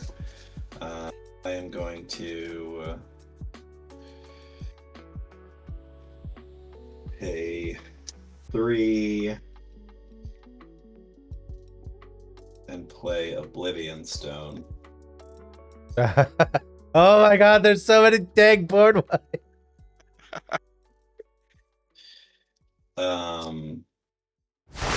I will move to combat and attack Dudebot with the Sire. You can pay an extra mana for 2 extra juice. No, 1 extra juice. I don't understand what you mean by What? that. Oh, you can attach Skull Clamp for 1 mana to gain 1 life. No, I'm good. I'm good with what I'm doing. Alrighty, I'll go down to 30. I'll gain 7. I will. I will clamp throwing. You're right that I probably should have done that, but I had already declared attack. I don't like moving backwards. I will clamp the Alright. roaming. I will clamp the roaming throne again. I will move to my end step, and I will earthbend, roaming throne, and oblivion stone. Ew, gross. That's my turn. Yeah, the board wipes in this are like recur. Not all of them, but these I got the 2 recurable ones. Alright. Untap. Upkeep, draw. One thing that's upsetting me about this hand is most of it doesn't do much. I mean, it's kind of how you built the deck. Like, Yeah. you could have built it to be a lot more oppressive than it is. You really made it do exactly the one thing. Like, and that one thing will win games, and it will be super powerful. But like, you don't have a bunch of counter spells or other stuff like that in the deck. It's really just like it came here to make large dinos and eat people with them. Yeah, sure did. I'm all out of people. I'm here to kick ass and eat people, and I'm all out of people. That means you win the game. That's a good joke. A good joke. Alright, so I have paid 2 mana to cast Elias Ilkor, which will cause problems for you in the future by gaining Sure. life when my creatures enter and losing you life when they leave. Now I will pay 2 more mana to cast Suture Priest, which does the same thing. Except when stuff enters under your control, you lose life instead of when stuff leaves under my control. 30-second question. The earthbending isn't putting counters on it, is it? I mean, it is, as a matter of fact. They should be 1s instead of 2s. Because it halves the number of counters. The earthbend is not a counter, but it does put +1/+1 counters on them. Next, I shall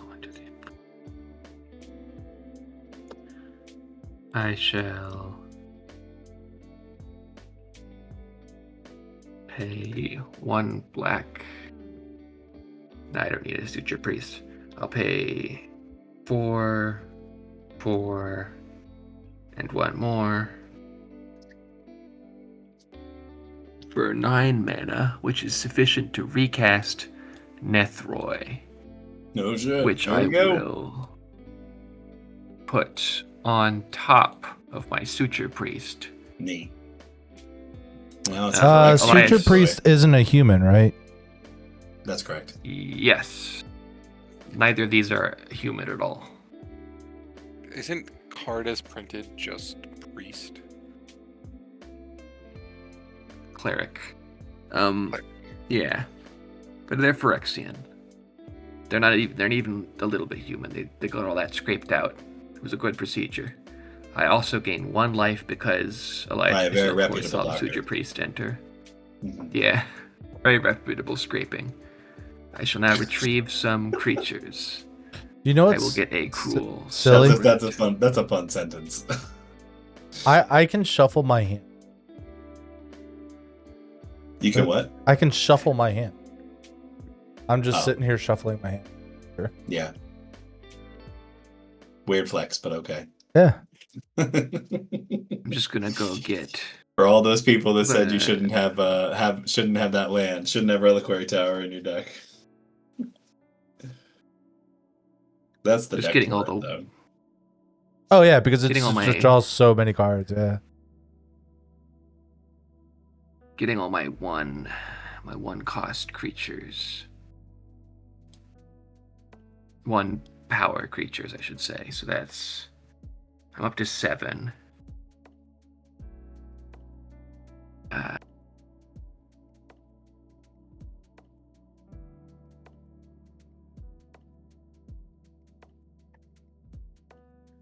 And I think I will round it out with Skull Prophet.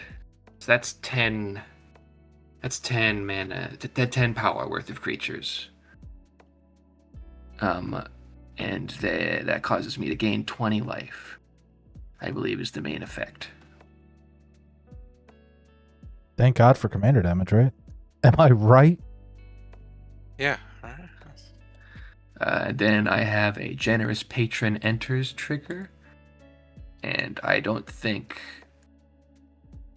I will be getting any counters at all off of that because they'll be obliterated by the Vorinclex. Yep. So I don't want to put them on your board to have a little bit of card draw. I'm good on card draw. Remember, we had this discussion before the game. There's no such thing as too much card. X. It's the 3 best cards, or 3 best words in Magic. Draw a card. All right. So because I don't want to develop a funny snake when it's going to get exiled, I will instead scribe 1 a bunch. And Zombie, just assume that I'm going to be proposing all the questions to you. And Yeah. I'm going to presume that you're going to be putting them all in my hand, considering the board. Is there any creatures that like I should be wanting in your graveyard? Well, I mean, again, I think they're worse in your hands. So yeah, go ahead and just. It's a case-by-case basis. You can flag me. I will be sacrificing Skull Prophet. Having a look. Yeah. Just so you know, that's up where we can see it as well. And Priest. I'm just going to keep going until I find a card I want on top. We all should be losing 1 life for each creature. 2 life for each at Okay. this rate. And then Tato Isn't- Farmer. Because I have Cruel Celebrant and Elias Ilkor. Okay. Just tell us the total when you're done. Oh, I've been. Okay, I'll keep that on Okay, top. Sorry. And now I will sacrifice this to that and this. So I have sacrificed 5 creatures. Jesus. And so that's 10 damage to everybody. Oh shit! You can almost kill Tim. That's crazy. Sadly, I cannot do the productive thing. Ooh, and also 5 creature deaths means that this is up to 5 counters. No, Vorinclex. it doesn't get. Oh, any. right, no, it gets 0 counters. Which means I might as well sacrifice it as well, so now we're up to 6 deaths. And I will...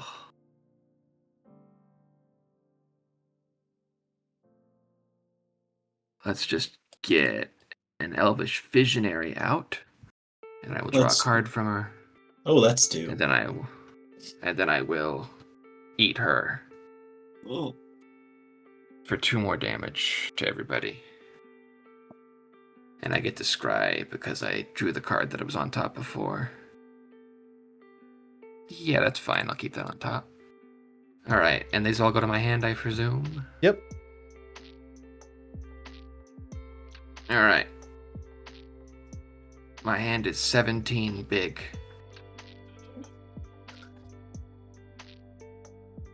I pass the turn.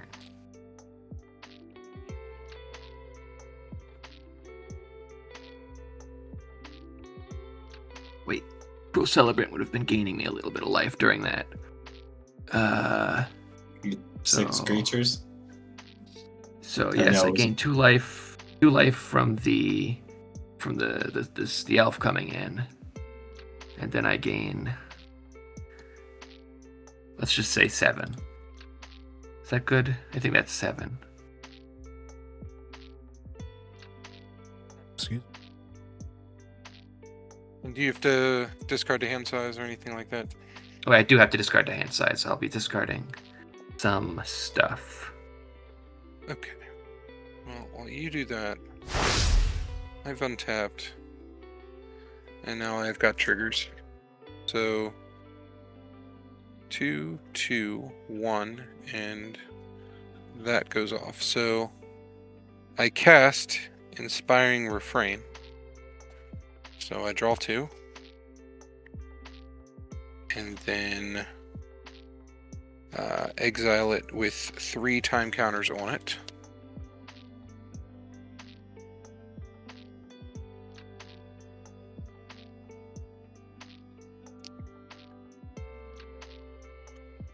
And because it's relevant, storm count is 1.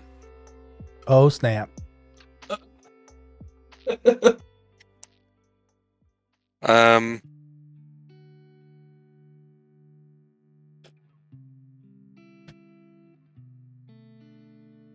it'd be good to do it a second time this turn. So I will tap 2, and I will play the coward side of Coward and Killer, or Coward or Killer. So target creature can't block this turn. It becomes a coward in addition to its other types until end of turn, and time travel. I'm going to target the. Let's go with. I guess Vorinclex. I guess we'll go with that one. Okay. So Vorinclex is a coward. Coward. Everyone remember that. That's the coward Everybody- marker. Everyone's always said so. You know, I bet Storm you he would be a Count. really awful roommate too. Yeah, just the worst. And we time travel. So Rory enters the battlefield. Now, I will say this: if you don't exile my whole entire board this turn, I might be able to kill Dopebot. Just putting that information out there.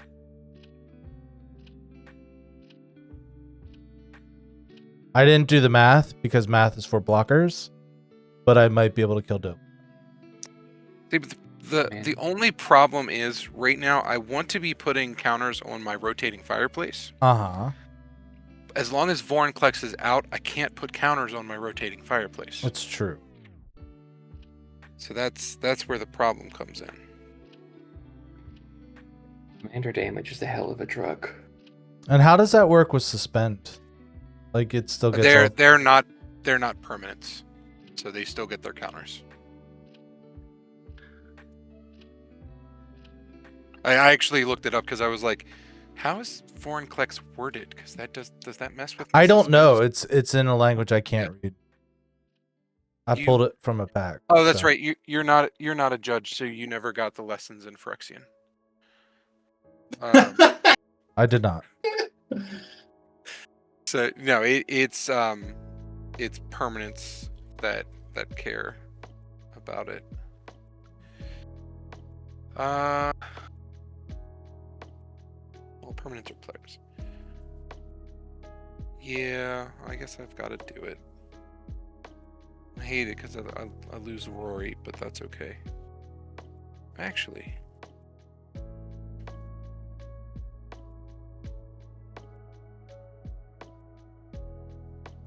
No, we'll just do it. So I'm gonna pay 4 blue, and 2, and cast all of history all at once. So this is a sorcery. It says time travel, and it has storm. So storm count was 3 because Rory was cast. So I get to time travel 4 times. So first time travel, I will remove from 1 counter from Inspiring Refrain, and I will remove 1 counter from Everything Comes to Dust. Therefore, Everything Comes to Dust is now cast.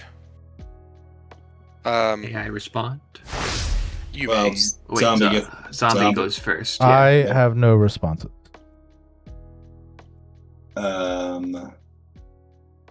I am going to sacrifice. Do I want it to come back or do I want the cards? Well, I was gonna say if you don't sacrifice, they still come back. Well, no, like if that's the question. Do I sacrifice the roaming throne, get 2 cards, and have it get exiled permanently, or do I let it get exiled, have it come back and draw no cards? I don't know, because then the Skull Clamp's gone. I don't know the answer. I am going to pass priority. I will do the only thing an aristocrat's deck can do. Put everything in the graveyard for safekeeping. I'll sacrifice the Nethroi Suture Priest hybrid. That is 2 damage to everybody, and I gain 1. I will sacrifice Elias Elcor. That's 1 more gain for me and 1 more damage for everybody else. I'll sacrifice the Cruel Celebrant, which sees itself die, notably. I'm gonna Gain respond. 1 more. I'm Everybody gonna else respond to loses that. 1 more. I'm gonna sacrifice the Heaped Harvest to gain 3 life. I'm gonna do the food trick. 1, 2, 3. Nice. And then I will take the 1. I'm gonna search for my land while you're doing that. I will sacrifice Viscera Seer to itself. And then I get to do some scrying. Yeah, I still like that on top. And I am finished responding. Okay. So everything comes to dust, resolves. So all creatures, artifacts, and enchantments are exiled. Aethriosi is gone. I was going to do something cool on my turn. Now you really. That does include the Sire of Seven's deaths, just Yep. as a note. All right. So that was 1. All of history all at once. Number 2. So we have the 11th Doctor go. Inspiring Refrain again. So draw 1 and draw 2. And then that gets exiled once again. And number 3. So goes to 2. So that was so I should have 4 copies. I've done 1, 2, 3. This is 4. Leaves that at 1. History all at once to the graveyard. That is that deck doing what it's supposed to do. That is the most ridiculous thing. That's wild. I will play a Storm-Carved Coast as my land for the turn. And I will pass turn after having securely put a target on my back. Cool. I think aristocrats might be doing aristocrat things. Oh, everyone's doing their own thing. Oh, God.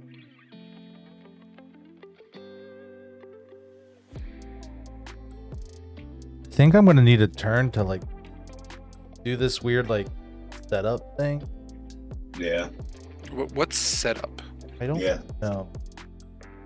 All right. I'm done with your nonsense, Dupot. I'm going to Bajuka Bog your graveyard.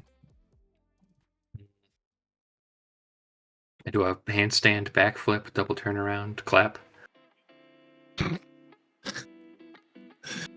Ow.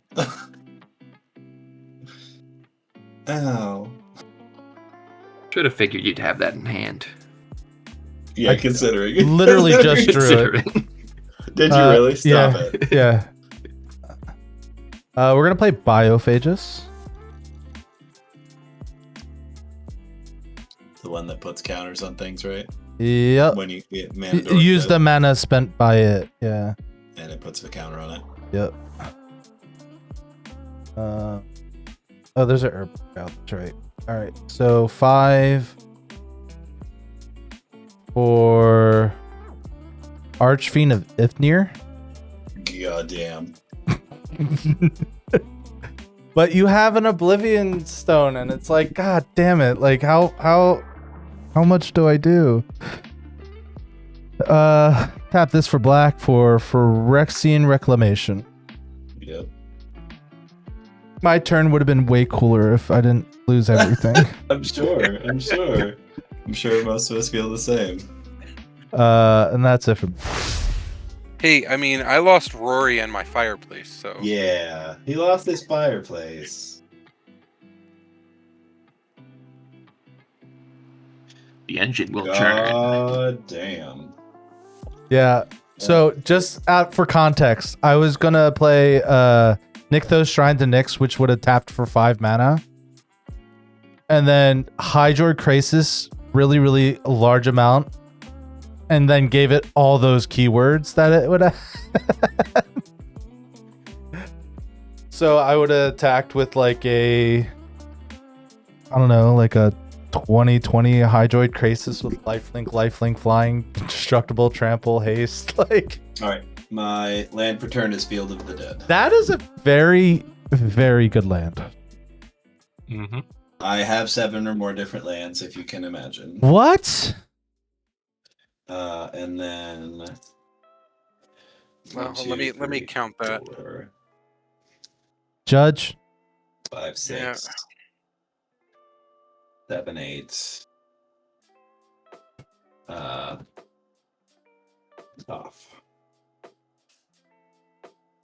The fact that you paid 8th for Toph just now, and you still have 2, 4, 6, 7 mana left over. Yep. Really makes me sad. Okay. Move to end step. Earthbend these again. Oh, sorry, that's not right. I'm gonna Earthbend the Oblivion Stone and the Sun-Baked Canyon. Ooh, card draw. That's what they're there for. Oh, that makes a lot of sense. That's really good. The land base in this is like, we talk about utility lands a lot, right? And it's like the land base in this is very, very interesting. That's it for me, pass. All right, Because untap the a lands keep really do draw. a lot of very interesting things.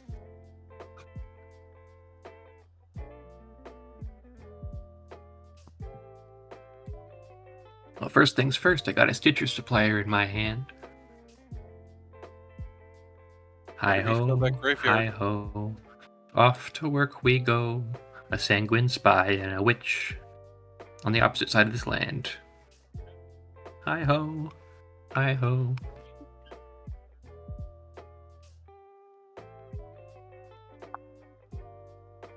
Carrion feeder, carrion feeder. Sacrifice the Stitcher Supplier. It gets bigger. And I mill 3 more cards. Hi ho. Hi ho.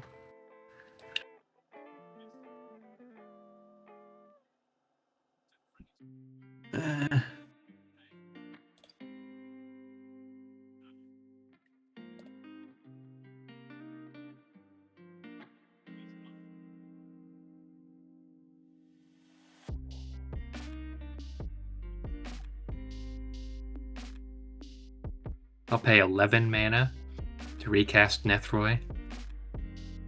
And Does that mean your I Nethroi got no can't choice. block? Yes, Okay.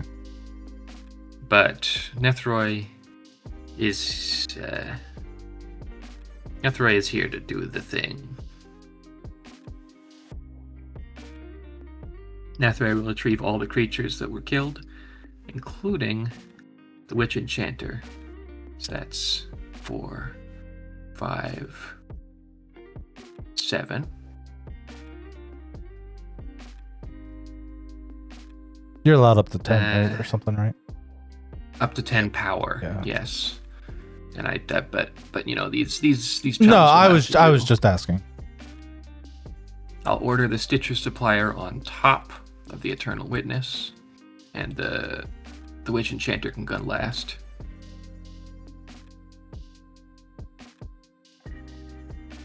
Let's see. So just to make sure, you can't target one of the 3 cards you just milled, correct? Because you have to choose your targets for your abilities, right? Yeah. Well, okay. Well, either way, Parting Gust wasn't milled this way, and I want it. So No, that's going I'm to just hand. asking for clarity's sake. Or am I just not right about that? I'm not sure. You are correct because it is target card from your graveyard, so it has to be in the graveyard at the time that the ability is put on the stack. Okay. Now let's see.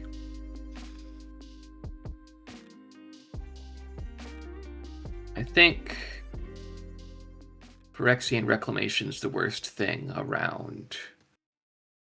I guess it could get the Roaming Throne. Honestly, that Oblivion Stone's probably the worst thing around. He doesn't care about that. Only you do. That's fair, I guess. Yeah, I think I'll get the Reclamation to strain some stuff in places.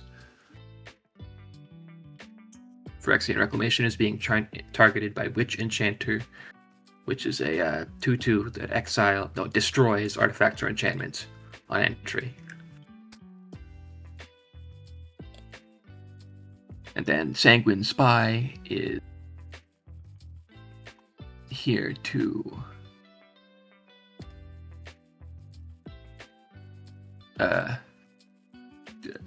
draw cards and such, and sacrifice creatures. Mainly, I'm relying on having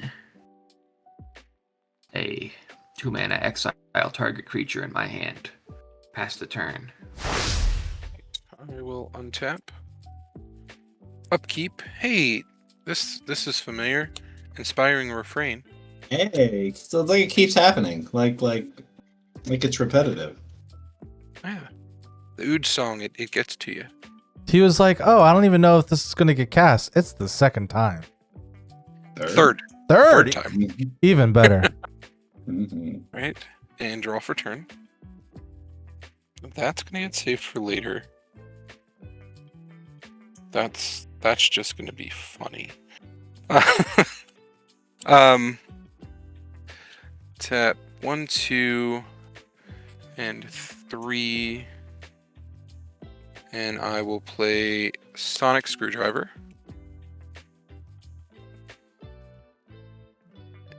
And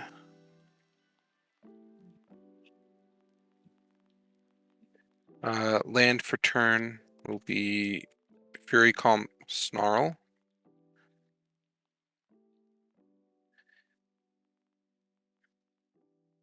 Tap 1 and 2.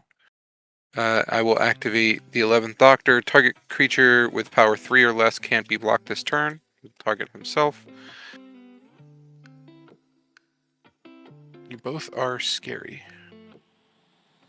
Who's you both? You and Dudebot. Him is scary, Yeah, but the life total makes it not as scary. That's true. I have 63 life. I'm going to go to combat and Dudebot 3 unblockable. Yep, figures. I'll allow it. Right, so deals combat damage.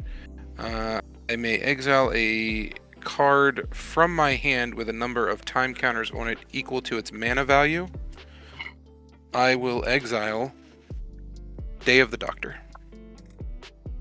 Yay. Oh, gosh. That's another board wipe if it wants to be. I mean, it probably won't be because you're at 7. But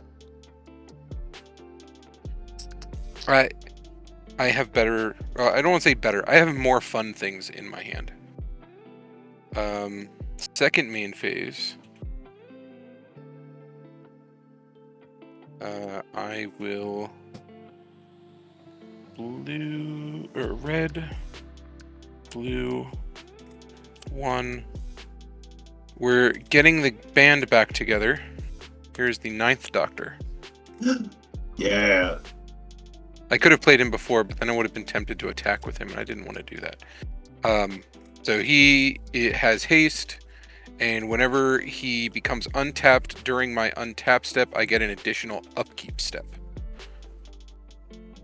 So that will be my turn. Okay.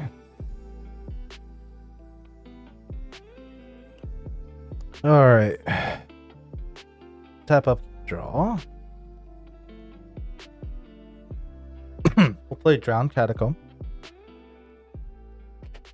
All right, we're gonna float a green mana with this guy. This is just to represent his green mana.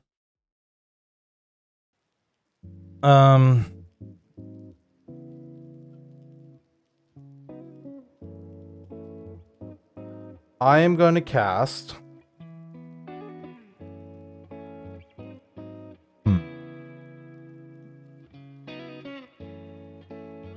I think. Oh, where is it? Seriously.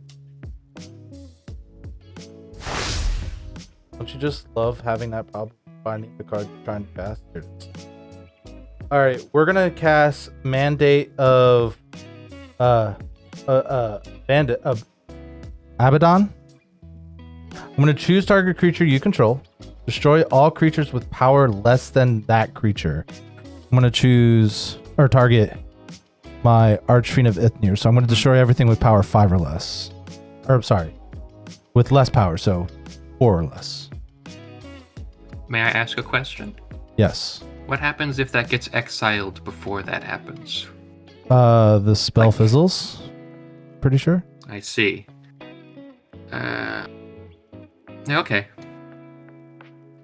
Tim? Well, so Tim has to respond first. Yeah, that's going to Tim. Yeah, you gotta make me use it. Yep. I'm gonna cast Heroic Intervention. Oh, you're gonna use that. Okay. That sucks. Okay. I will sacrifice all of my creatures in response. Okay.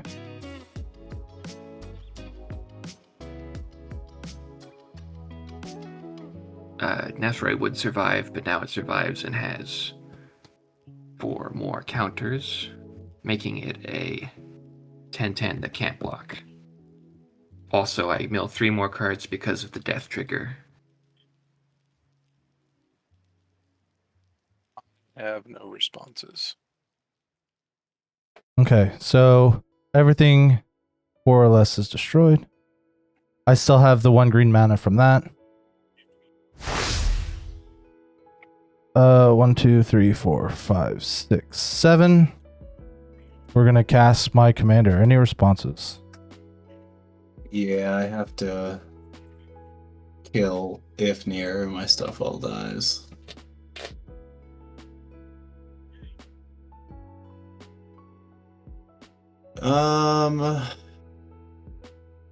You probably okay. So yeah, if you discard all your stuff, my stuff's gonna die anyway. Mm-hmm. So yeah, there's nothing for it. I'm gonna pay 1, 2, 3, 4, 5, and activate Oblivion Stone. Okay. And then it comes back, and I get another zombie. That's with the dinosaur on this stack, correct? Correct. That's right. So it's before he Yes. discards the cards. Yep. Okay. Both of these go to my graveyard. No, wait, no, I don't want them to. I want my commander in my command zone. Any other responses? I don't have any. None here. All right, we're gonna give him flying, vigilance, trample.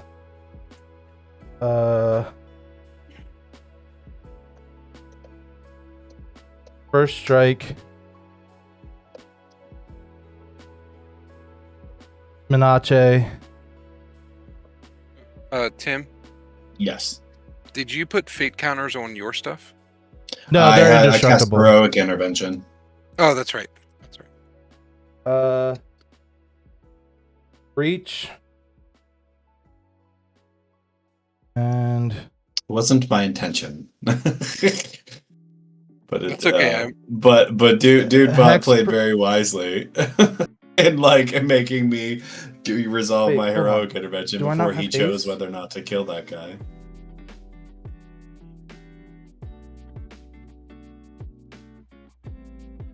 Oh, I thought. Damn, I thought Venom threw had haste. Oh, damn.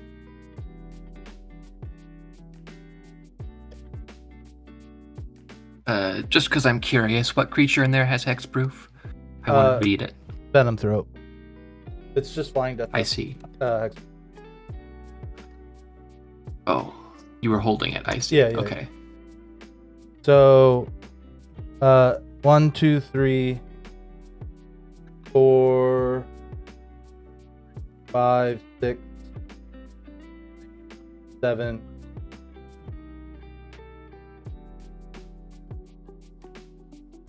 8? 8 different keywords. Yeah. Dang. That's a good throw. I'm gonna draw 8 cards.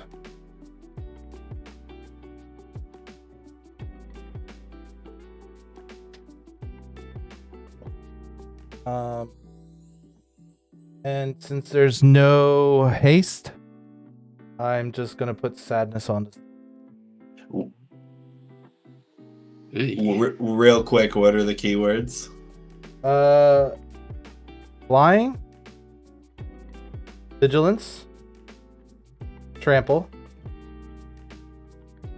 first strike, menace,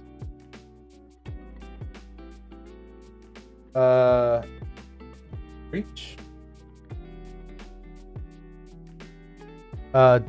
death touch, and hex.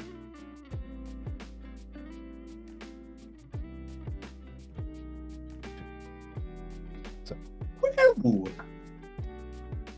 Oh, and it's That's getting a +1/+1 counter because Ooh. of biophage. Oh yeah, it is. Is it? Yeah, Did you use that I did. Yeah. That's why I had the dice separate.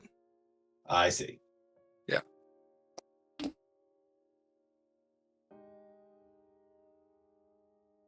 Okay.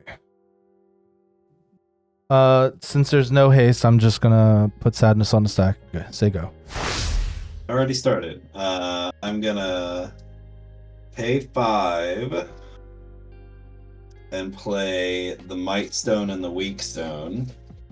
I'm going to draw 2 cards, and that triggers. It counts the land, so it triggers Field of the Dead. We're gonna start a second stack here that are not currently. Come on, I know I've got 2 zombie tokens in here.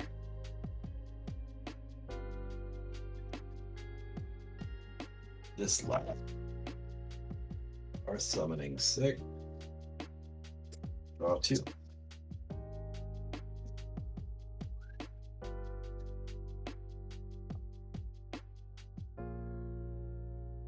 That's a cool card.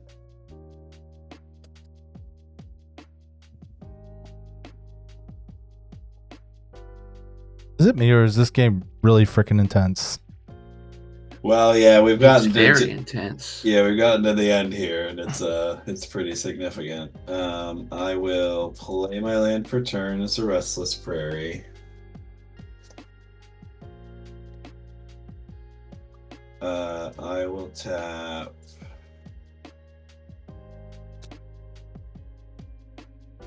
Uh, 1, 2, 3, 4.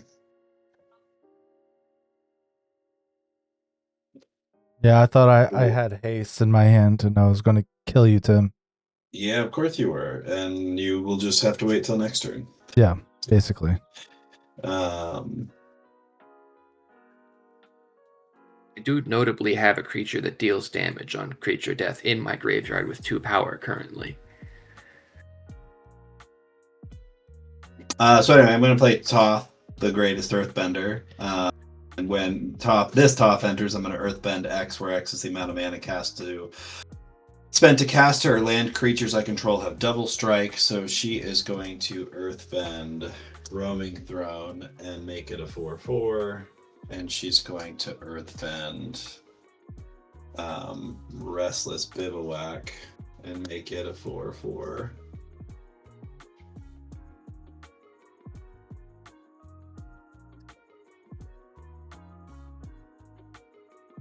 Zombie, does your commander have lifelink?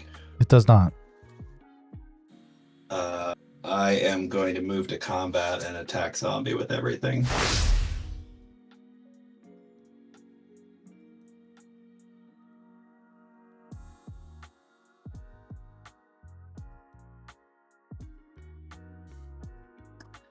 On attack, Restless Bivouac is going to add a counter to something, so I'm going to have it add this counter to the Sunbaked Canyon. So 3/3 double strike, 4/4 double strike, 4/4 double strike, 2/2/2s, and a 3/3. I'll block the Rumming Throne. Okay. Is that enough anyway? 8. So it's 7 twice is 14, and 4 more is 18. That is KO. Can I just show you a card in my hand real quick, though? How many cards do you have in your hand? The one that I wanted to show you is probably my favorite card of all time. Living Death. I honestly, I'm gonna tell you that it took until last. I just drew it after. Did you really? I drew it on this. Yeah. Okay, moving to end step. This Toph is gonna trigger. I'm gonna Earthbend the O Stone and the Might Stone and Weak Stone, and then I'll pass. Figures. Yeah, that would have been sick nasty. Like I have a pretty awesome graveyard. So I have a single like graveyard hate piece in here. I've got I forget which one it is. It costs 1. It hits a single thing, and then you can sacrifice it and nuke a whole graveyard. And I didn't get that earlier in the game, and then all this graveyard shenanigans started happening. I'm like, I don't know what the hell I was thinking. I absolutely should have got that. Right. Yeah. Okay. Now time to see if I can murder you. Yeah, I'm sure you can. We've got a whole 5. I just had to take me I out. had to because you were gonna take me out. Oh, I'm pretty sure with my graveyard, I'm taking out everybody. You can take everybody out. Yeah, because I had Alright, the Razor so- Verge guy in there, giving all my creatures +2/+2 and haste and trample. I did the math. I have 13 plus 2 mana, so that's 2, and then I can cast my commander for 13.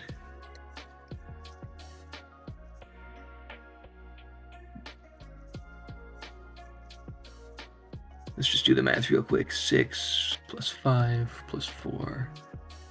That's 15. Yeah. That's 15. So I can cast my commander, mutate it onto the Skull Prophet, and then I get to have my entire graveyard back, which I did the math is exactly 10 in total. Do you have any aristocrat pieces or any blood Yes, artists? I have Poison Tip Archer and a Sack Outlet. Yep, that'll do. You still gotta kill So core. they all enter. I'm gonna do probably one of the most amusing things on my turn. Okay, well, is this politics or is it a? Oh, hold on. response? Sorry. Can we back up, please? Like when you move to mutate, I can blow up your creature. Ooh, yeah, you can. Yes. Yeah.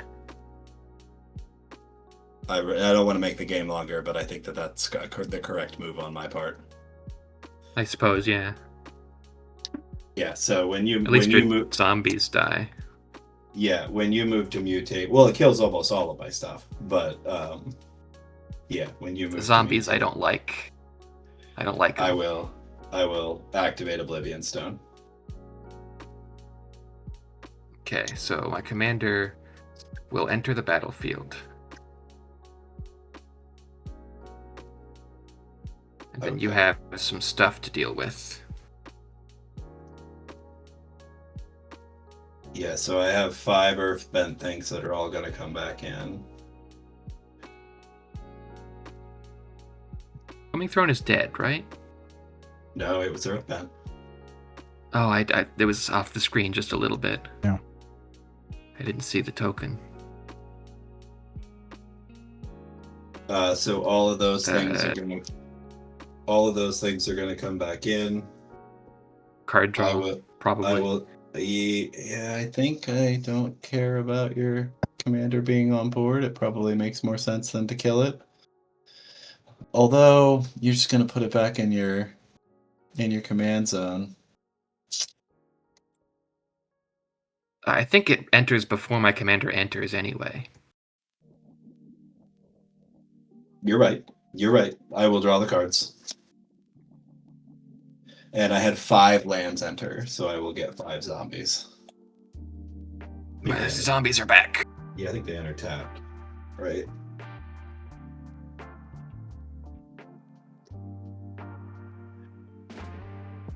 Let's see. Looking at my No, current no. collection of creatures. I was about to say, I'm pretty sure Field of the Dead's broken, so they would enter untapped. Pretty sure it's broken, so no, they're probably untapped. Okay, thank you Pass the for turn. allowing me to backtrack there. That was... I definitely I will- had the out. Untap. I will go to my upkeep. That goes to 4. That goes to 2. I will draw. And as I said, I have the chance to do probably one of the most amusing things ever. Okay. Let's How many- go. How many creatures are currently on the board? I have 6. Well, a bunch of. I have 1. Okay. So 7. So, Most of them are zombies. I have to make sure I can do this in the right order to ensure that this does not get messed up. So, wait. Did you do all your suspend counters? Yeah, I've only got 2 right now. Okay. Oh, those are your commanders up there. Never mind. Yep.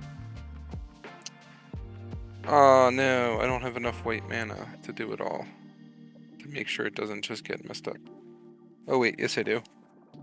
Alright, so Do it. we're gonna tap 2. Oh no wait, there's a white mana hiding. I don't have to do that. So there we go. White, 2. Okay. So I'm gonna go the first white, and then 1 of the 2 mana from that.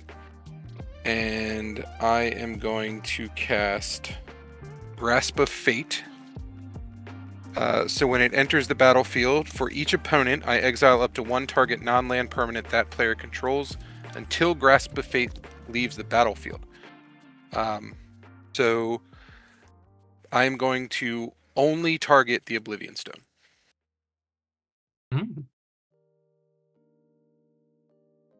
And then for the other white, and I take a damage, I am going to cast Out of Time. So when Out of Time enters the battlefield, untap all creatures, and then those creatures phase out until Out of Time leaves the battlefield. And I put a time counter on Out of Time for each creature phased out that way. And Out of Time has Vanishing. So, how many creatures are currently on the board? I have 6. 7 total. 7 total. Okay, so we get 7 time counters on Out of Time, and they are all phased out. In timeout. Yes. That's crazy. They don't come back until that thing's gone. Yep. And then I will, just for the fun of it, pay 2 and play a Talisman of Conviction. I can't wait to go back and see how many board wipes occurred in this game. I It will is. pass my turn. A little offensive. All right. It's like we built our decks properly or something. Yeah, that's the truth of it. Well, And the crazy will thing not is take no one's credit really for like this. ran out of steam really either. Like everyone's like constantly doing stuff. It's really cool. Yeah, I will not take credit for this. Like I said, this is mostly the pre-con with a few minor upgrades that I've done. And I have not hit any of my upgrades. That's just the power of this particular pre-con. I'm not out of this yet.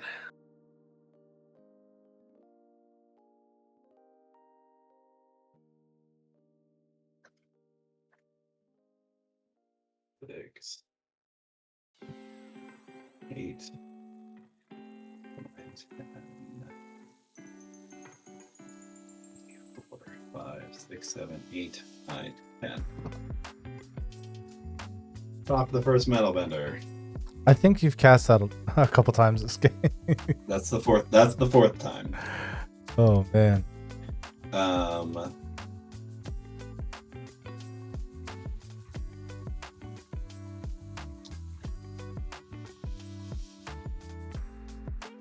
um, um, um, um, um, um.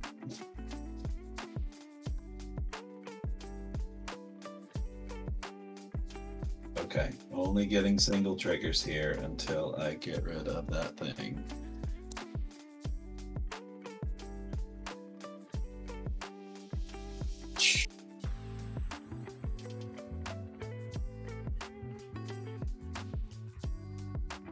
Could have been way worse. He could have phased out your commander too.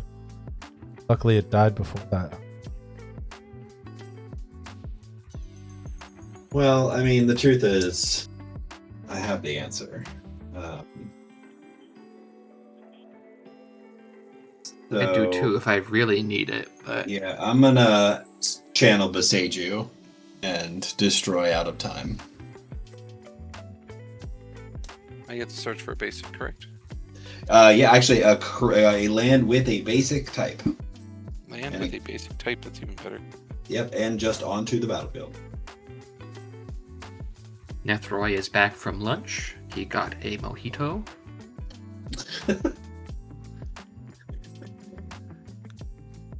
Oh, bro. So if I do that, 1, 2, 3, 4. Only have He one says group. that he would share, but he motions at his whole thing he has going on. Yeah, this whole, thing.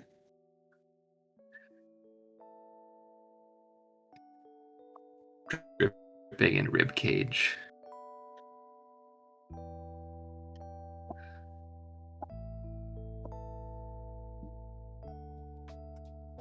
Actually, I think this does enter tapped. Because I don't think I have 2 basic lands. I'm getting a prairie stream. Okay, I'm gonna play Lotus Cobra. Very nice. Bunny snake.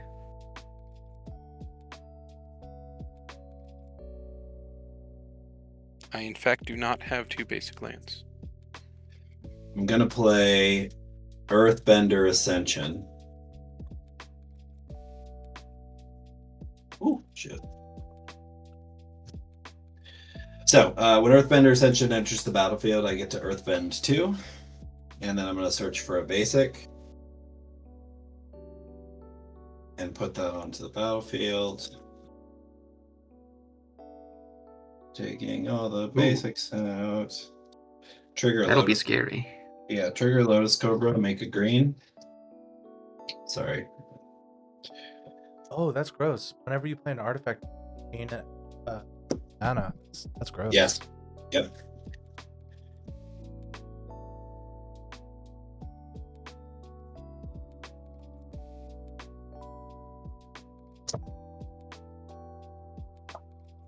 Toph opens up a whole frontier of shenanigans. Derogatory. I'm going to play Selesnya Sanctuary, which is the bounce land, and I'm going to bounce the Might Stone and Weak Stone. That's also going to get another mana that'll be green. Sorry, I meant to put that counter here. Every time a land comes in, once this hits 4, it starts putting +1/+1 counters on. I don't think the difference between 5 and 4 is all that different, so I'm going to go to 4, get a mana from this, use these to play this Toph, the Blind Bandit. She's gonna Earthbend the Roaming Throne.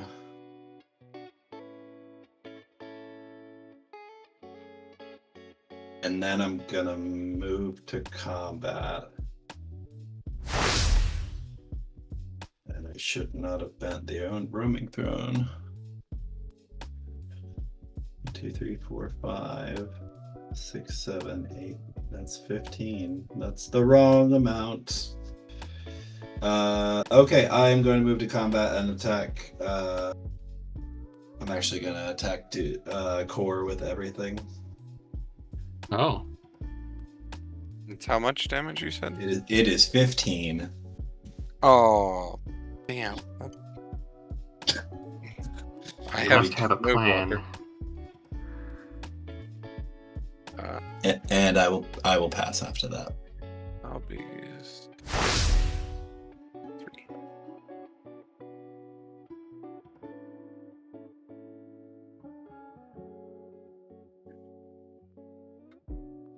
All right. Untap, upkeep, draw.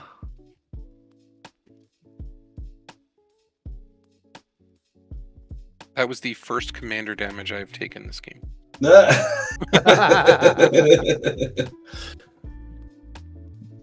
All right, so I'm gonna do shenanigans. I'm going to cast the dawn half of dusk or dawn.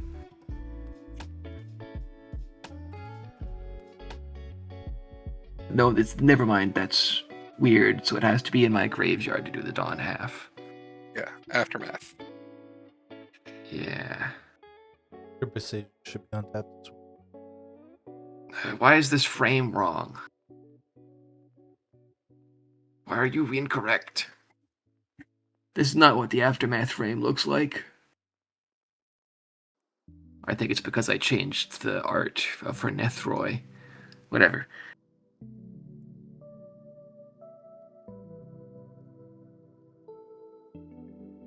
That makes things complicated.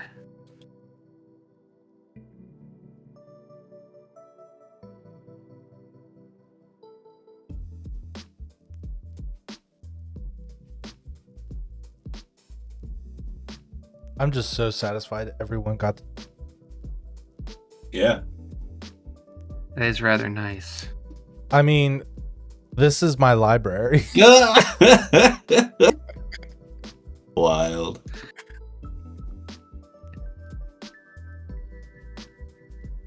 Man, Reliquary Tower definitely earned its spot.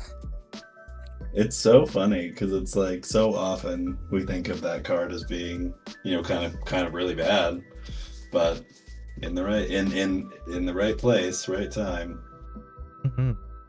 But I could see also wanting to discard the hand size because, like, Yes. like it's both good and bad. But that early in the game, I thought Problems, doody. I definitely wanted to just keep all the cards because I was drawing 10.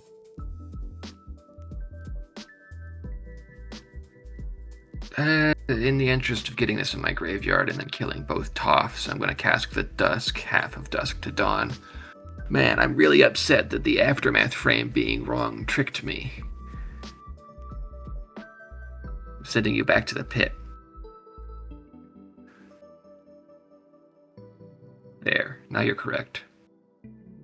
So that kills Nethroi, which will send them to my command zone, and both Tophs, and any other creatures with power 3 or greater.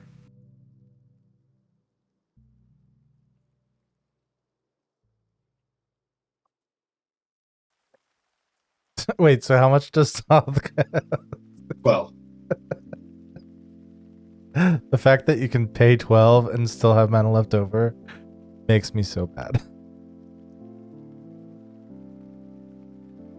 I mean, I have a lot of mana as well. didn't you have to cast Dusk and Dawn? No, he didn't cast No. Dawn. He just cast Dusk Yeah, because he wanted the Dawn in his graveyard to be able to cast it. for later. I'm going to cast Kabir Plateau. That's not cast. I'll play a tap land.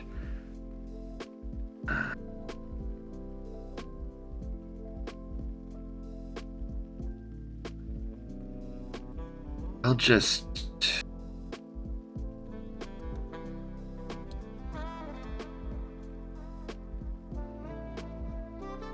I'll play my creatures. I'll play this 9 lives familiar, which is a cat that will revive itself 8 times very slowly, It'll come back on end steps. I'll play Harold and Bob. They're back again. Oh, Bob. And then I will play this Viper. I'll sacrifice the cat to do it for slightly cheaper. So I can cast it for 5 mana instead of 6. Better watch out, guys. When the He has Viper 1 mana open. enters... When the Viper enters... no, I did that to exactly spend all of my mana. Oh. Anyways, when the Viper enters, it has a blight counter.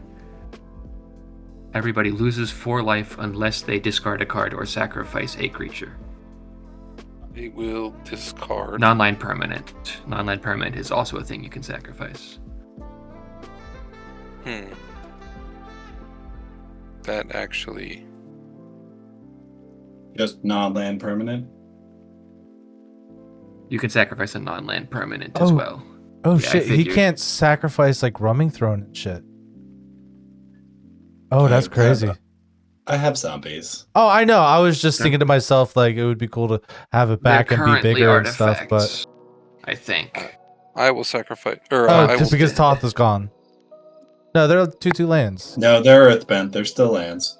Roaming Throne's They're still still lands. lands. Okay. Actually, interesting. no. You're right. With Toph off the battlefield, it is an earthbent artifact. And it would be a 6/6 now, right?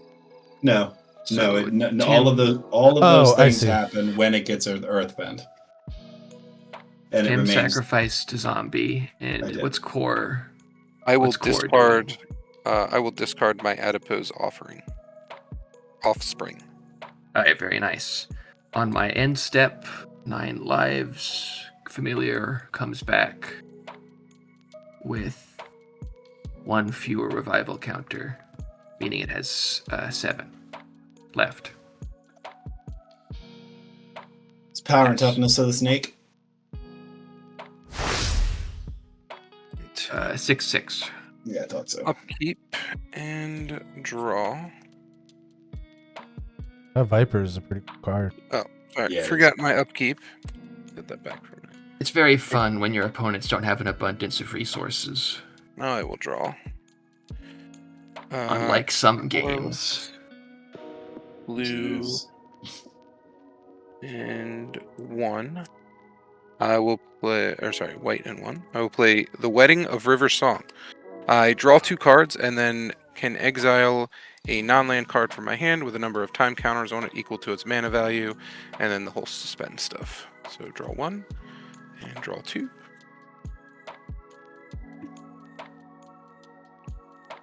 Now that is a good episode.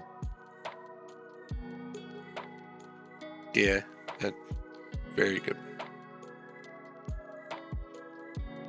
I will suspend Jenny, generated anomaly. She gets 4 counters on her. I don't want to use that one. That's one of the Baldur's Gate ones. That's not a spin down. And then I time travel. So 1 off there, 2 and 3. And it's everyone's favorite card. Inspiring Refrain. I'll draw 1. Draw 2.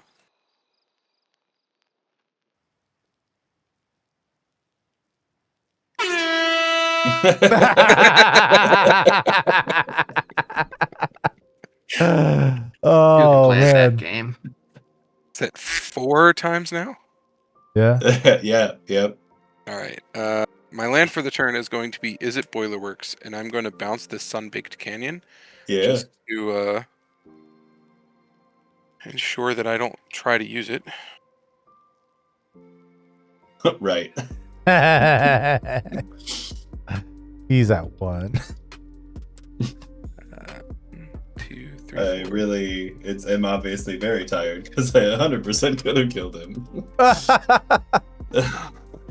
I will then tap 6 and play Gallifrey Falls.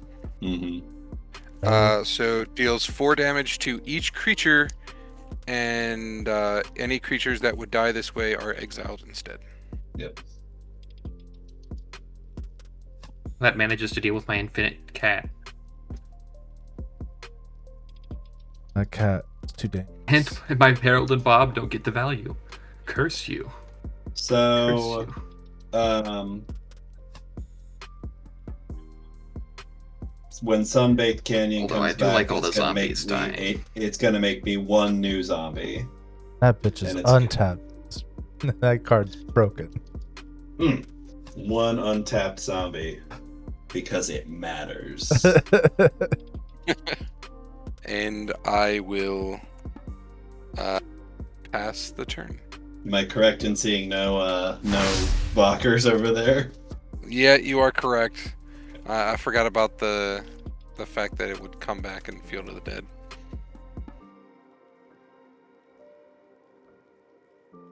This As game. you said, tired. Yeah.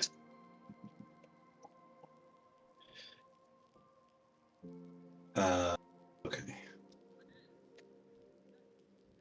1, 2, 3, 4, 5, 6, 7, 8, 9, 10,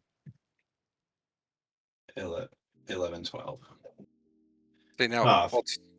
alternatively, you could just let me live, focus everything towards him, because you can pretty much kill me at any time, and he might kill me just out of, sheer oops, I accidentally did a damage. I was about to say, with aristocrats, that's just like I accidentally did it. Oops. Oops, I did it again. That's probably true. You do keep blowing up my board. Well, the good thing is the only one I have on par right now is Day of the Doctor, which can't blow up your board. Not unless I anymore, wanna it kill can't. myself. Is it you lose Okay. 13 life or is it pay? Deals 13 damage Oh, to me. dang. Yeah. Okay. I would have to kill myself in order to do it. 2, 3, 4, 5. Oop.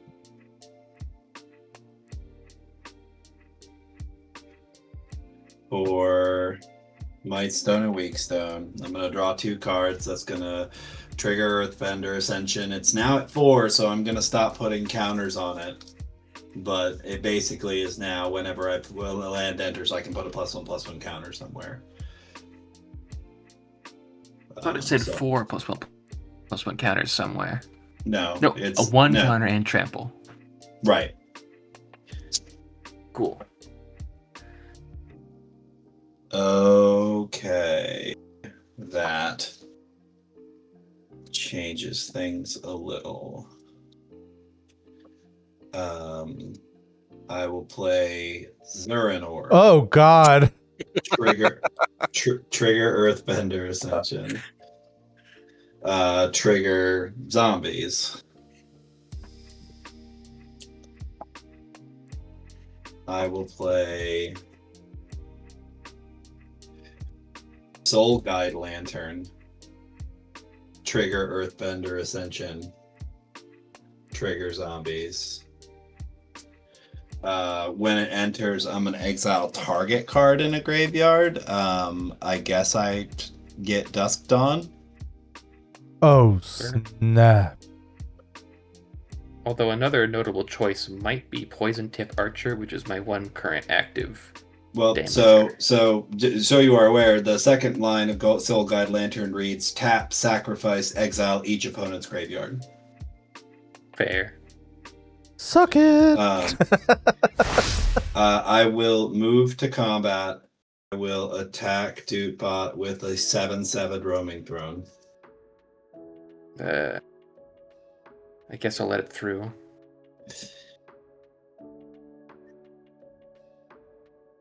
And you think the game is almost over. And the opponent plays Zurin Orb.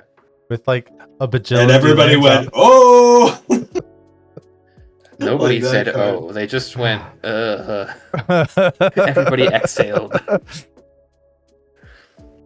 I will move to my end step. Toph's gonna Earthbend the Might Stone and Weak Stone, and the Soul Guide Lantern. Oh, I'll pass. gross. Oh, stop. Hmm.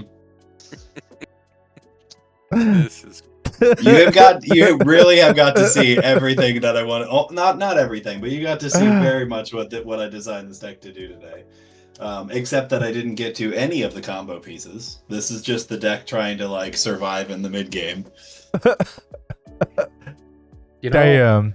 it doesn't need the combo pieces. It shouldn't have them either. It certainly should have them. Oh yeah, game's gotta end. Games need to end.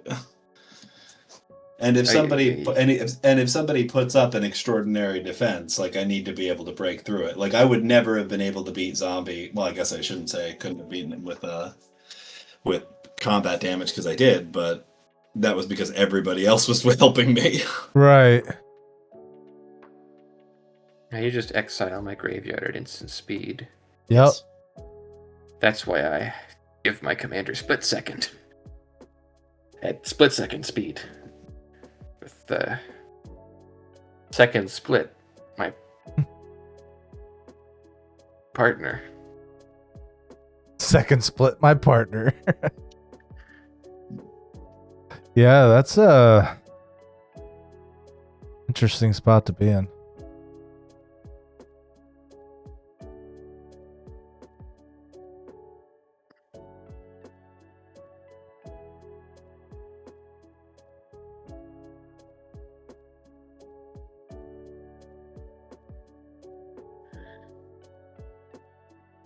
Tim says we don't negotiate with terrorists. I do say that.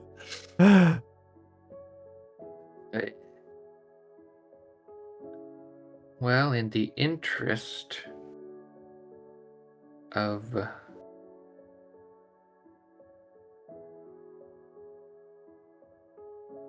making you do the thing, Mhm. I'm going to channel Shigeki targeting Pawn of Ulamog, Poison Tip Archer, and Carrion Feeder. That's some scary cards. Yeah, I will indeed do the thing. I will tap and sacrifice Soul Guide Lantern, exile all my opponent's graveyards. Earthbend brings it back, getting me another zombie and another +1/+1 counter. I hate you have so many zombies. I want my snake to matter, but you just have infinite expendable bodies. Hence why Field of the Dead is a game changer. Turns out it changes the game drastically. Dubot, do you have something that makes it tap for 2 double mana? No. It's XX green. Oh. I don't know. Don't know what's in your hand, so it could be relevant.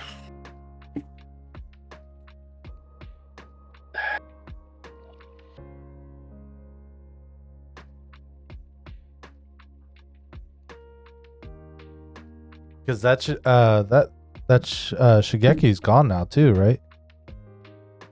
No, he's a discard. Oh, I guess so. Yeah, it would be in the graveyard. It would have been in the graveyard when the towers fell. Oh, That's a God. terrible joke. Sorry. Shaka when the walls fell. I'm gonna play an enchantment. That does nothing. And I Listen, I would feel bad about this if it weren't turn 15.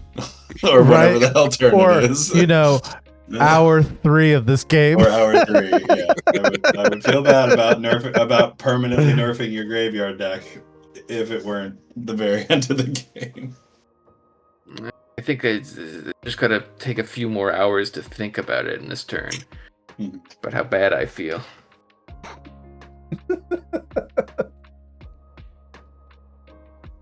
If I swing at you with the snake, you feed it 2 zombies, and then feed it 2 more zombies, and you're fine. And I'm just gonna keep it up as a... Yeah, I gotta keep it up as a blocker, I guess. Pass. Untap. Upkeep. 2, 1. Ready for the next board wipe, boys? Draw. That actually, I don't think there's another board wipe in that deck.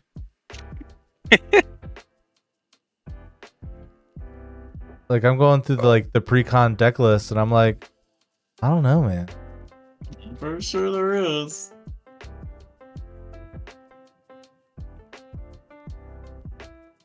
White. Oh, it's a white spell. You're cooked. You're 2. cooked. The Pandorica. Oh god. This drama queen over here. Uh, Tapping white mana. Wink, wink. the reason why I didn't read the whole thing is because I'm about to activate it. White and 1. And I will tap it. So I can choose not to untap the Pandorica during my untap step. I untap another target non-land permanent, and then it phases out. It can't phase in for as long as the Pandorica remains tapped. Yep. And if Pandorica leaves the battlefield or becomes untapped, that permanent phases in. I am targeting.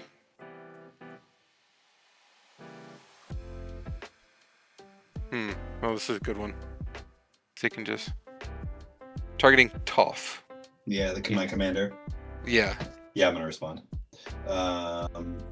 I will respond by sacrificing my stone and weak stone to Zoran Orb.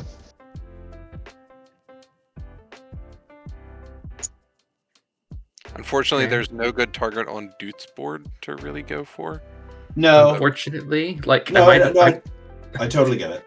So my stone weak stone comes back in. I'm gonna put an additional counter over here. Draw 2 cards. Make another zombie.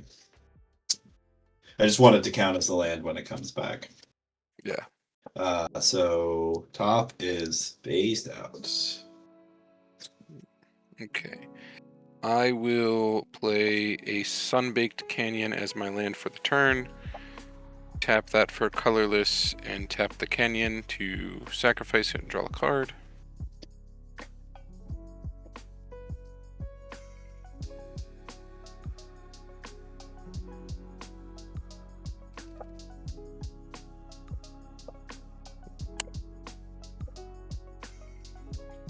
Wait. I'd be in such a better place if my board hadn't gotten exile removed by the player who I want to not kill as bad as the other player. I will tap Or did 3 it and have play radiation counters? 4 knocks. So it has Vanishing 4, and at the beginning of my pre-combat main phase, I draw a card. And I'm just gonna show I'm not really a threat and just pass turn with no creatures still.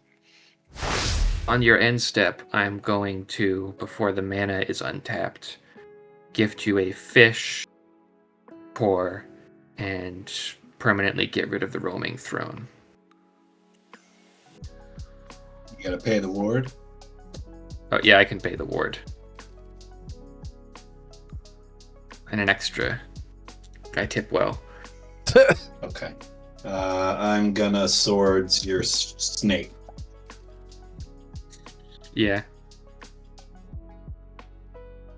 Does the fish spell exiles? Yeah. Yeah. That roaming throne's been around for a while. But no more. Oh, by the Card in my way, graveyard. to your drama queen comment earlier, I tell my children this all the time. I am the drama. Ugh.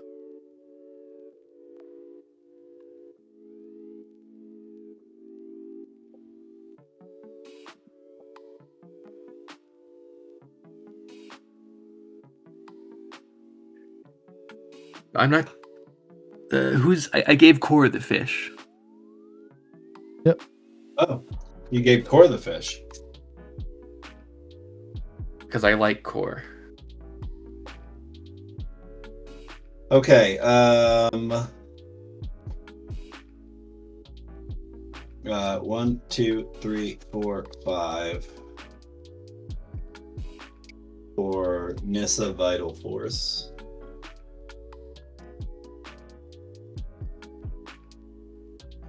I'm gonna plus Nissa,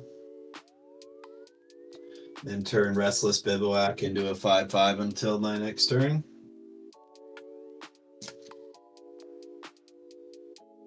And then I'm going to activate Restless Prairie.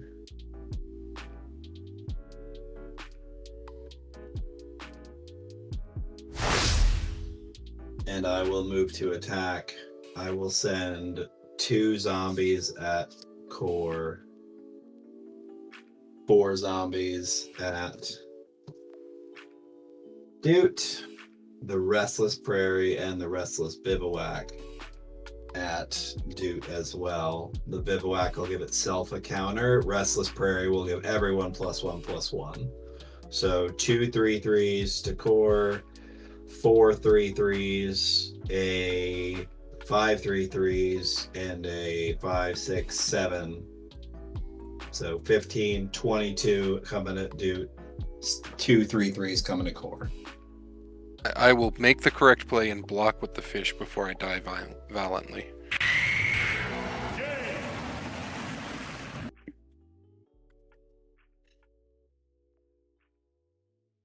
I think that's right. Okay. Toph phases back in. Wrong button. It was hit it on the wrong person. There it goes. I'm gonna. Do I just hold? No, I don't think so. I'm gonna play Arcane Signet, make another zombie. I'm gonna play my land for a turn, make another zombie. I also get +1/+1 counters for both of those. This is still a creature, so I'll put them both here. Pass. Great. It always works out where the turn before you can stabilize is normally the turn where you lose. Mm-hmm. I had the Sunbaked Canyon drew me Jadoon Enforcer, which makes it so only one creature can attack me each combat. Ooh. Swords to Toph. And I was after hitting the canyon, it left me 1 mana short of being able to play the Enforcer.